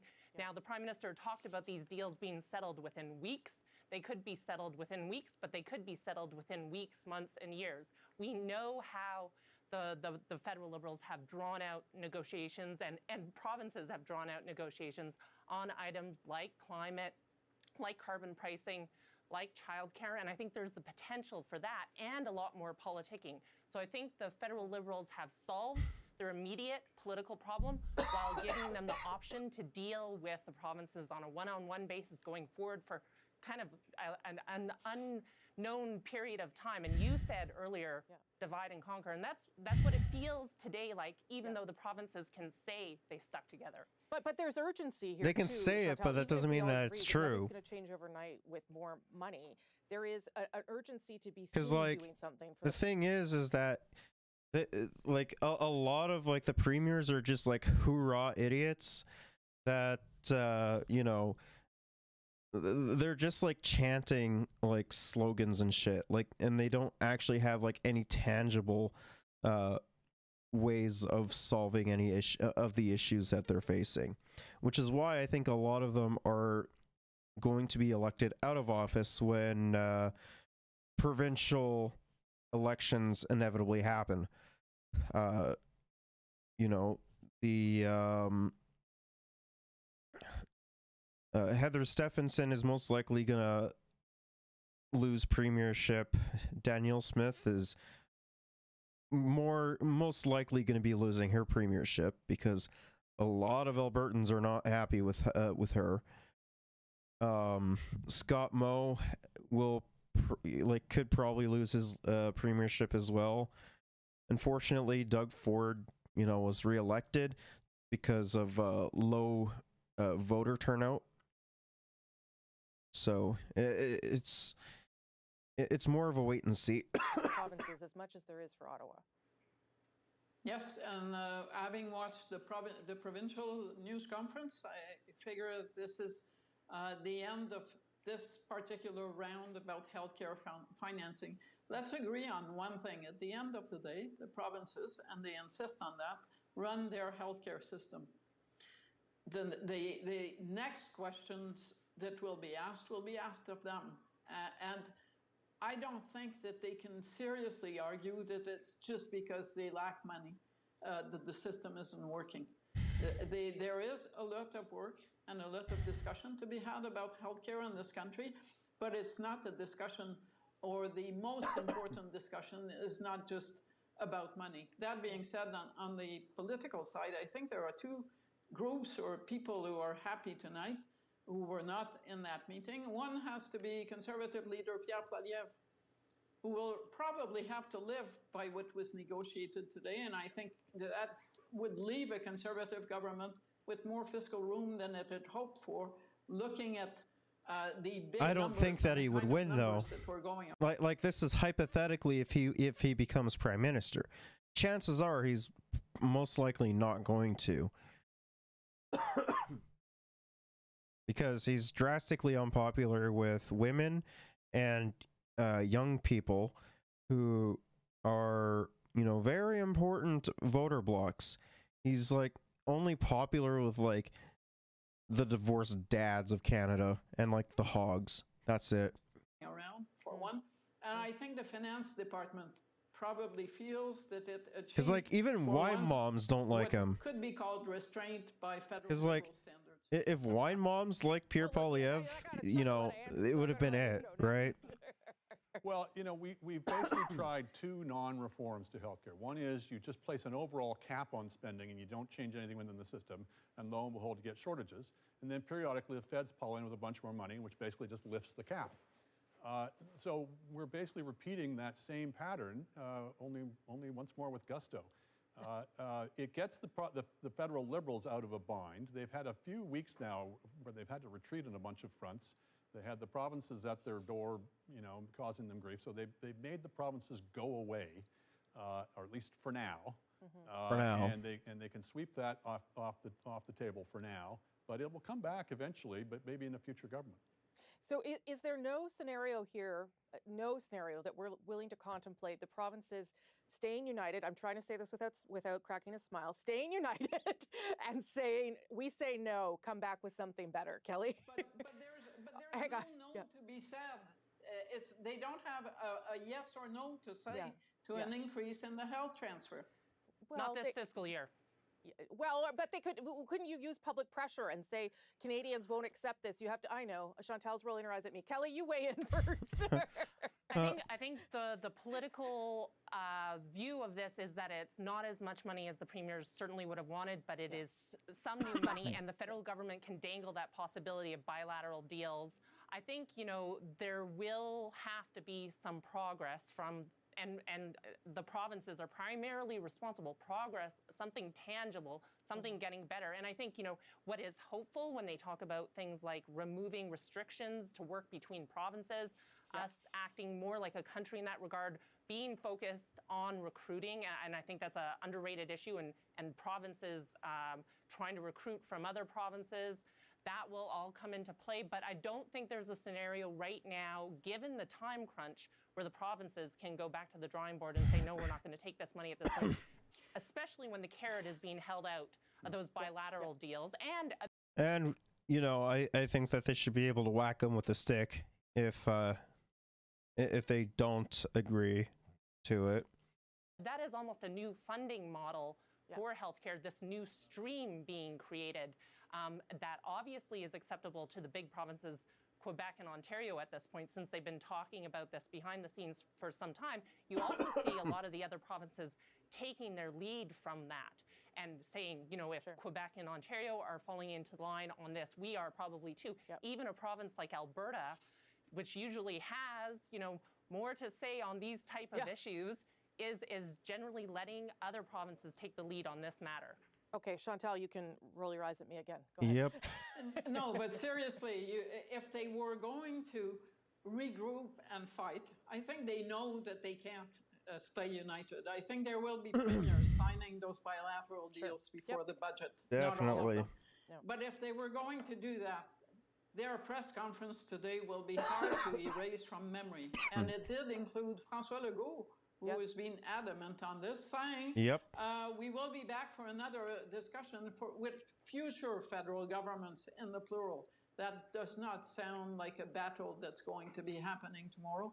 And when was the last time a province said, I don't want the healthcare transfer because it's not big enough? One thing, Andrew. One thing somebody should ask the provinces before they come back for more is what did they do with the money they were given the last time around? Well, I'll tell you what happened. Since 2000, surplus federal transfers for healthcare have more than quadrupled. Provincial spending on healthcare has only tripled. If the provinces were spending all the money that they got from the feds, they'd be spending about $70 billion more than they are. So what did they do with that $70 billion? I wonder, could it be that they were pocketing the money or giving it to their citizens in the form of rebates?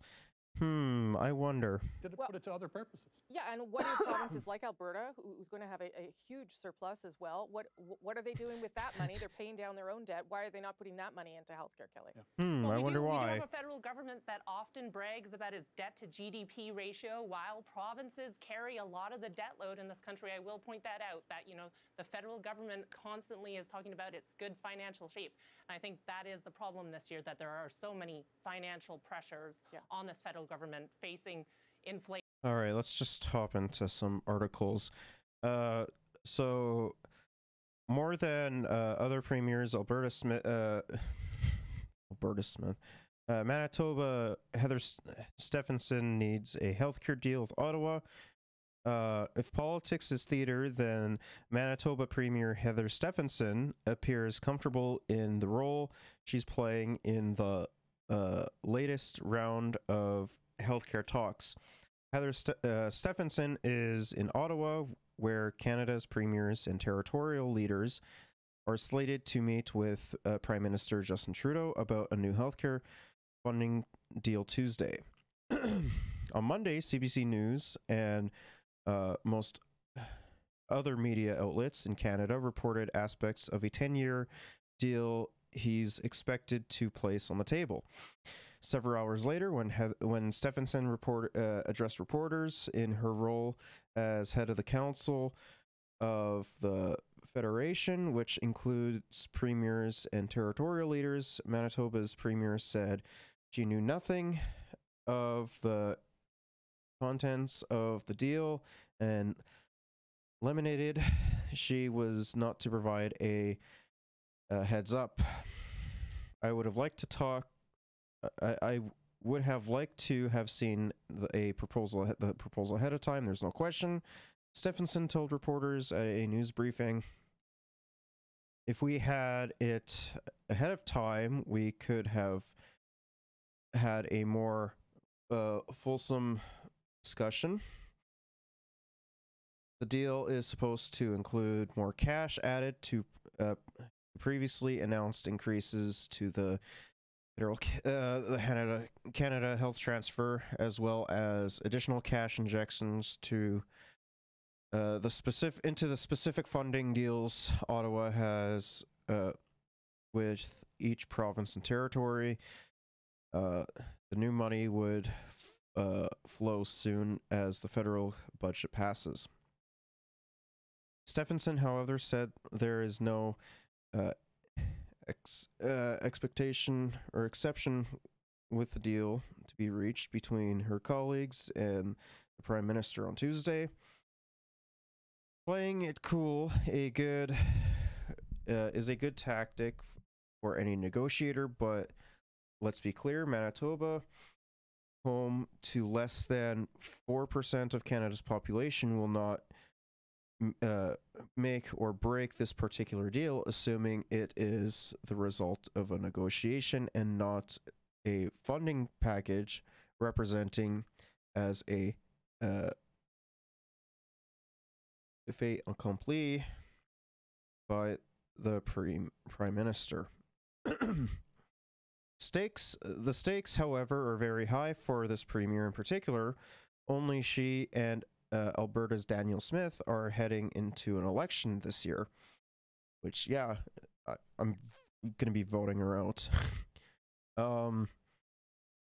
some form of positive healthcare news is utterly crucial for Stephenson and her progressive conservative government, which has been trailing badly behind Manitoba's opposition NDP in every recent poll.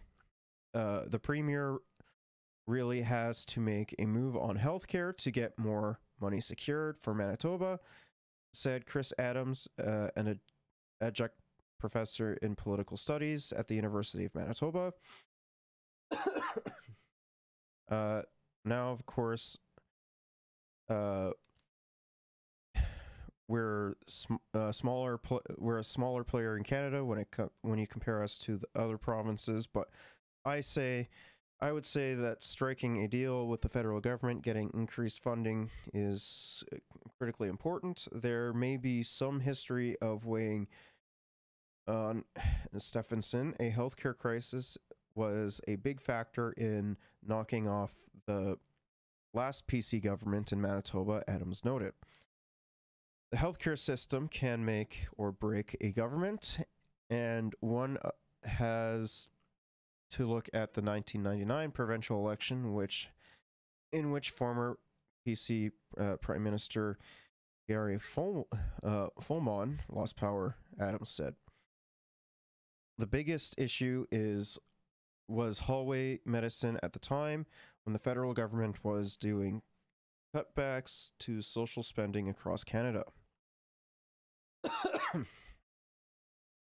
Fulmon government had to contend with Jean Chrétien's federal government, which took scissors to the federal budget in an effort to tame a massive federal deficit after the Liberals took power in 1993.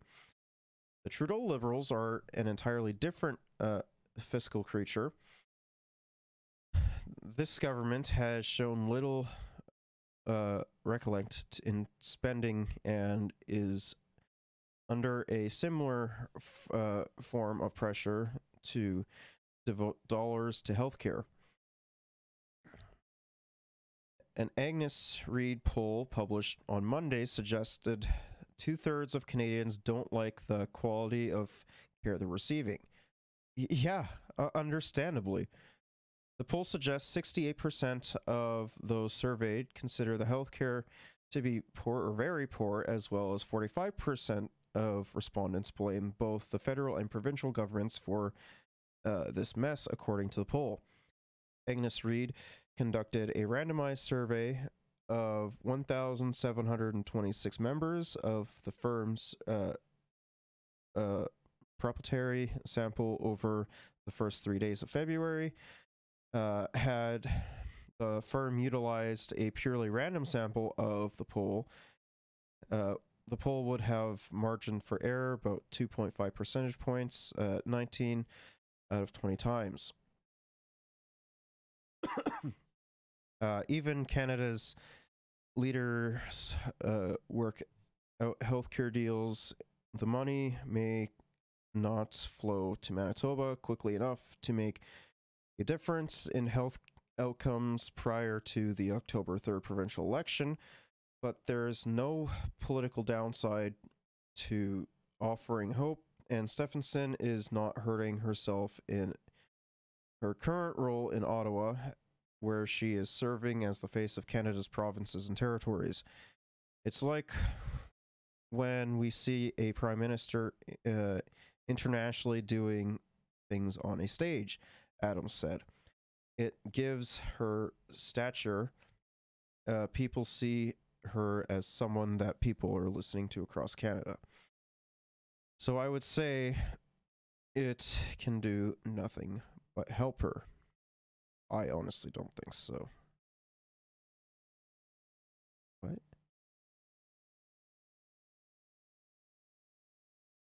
Okay. I thought there was an article here.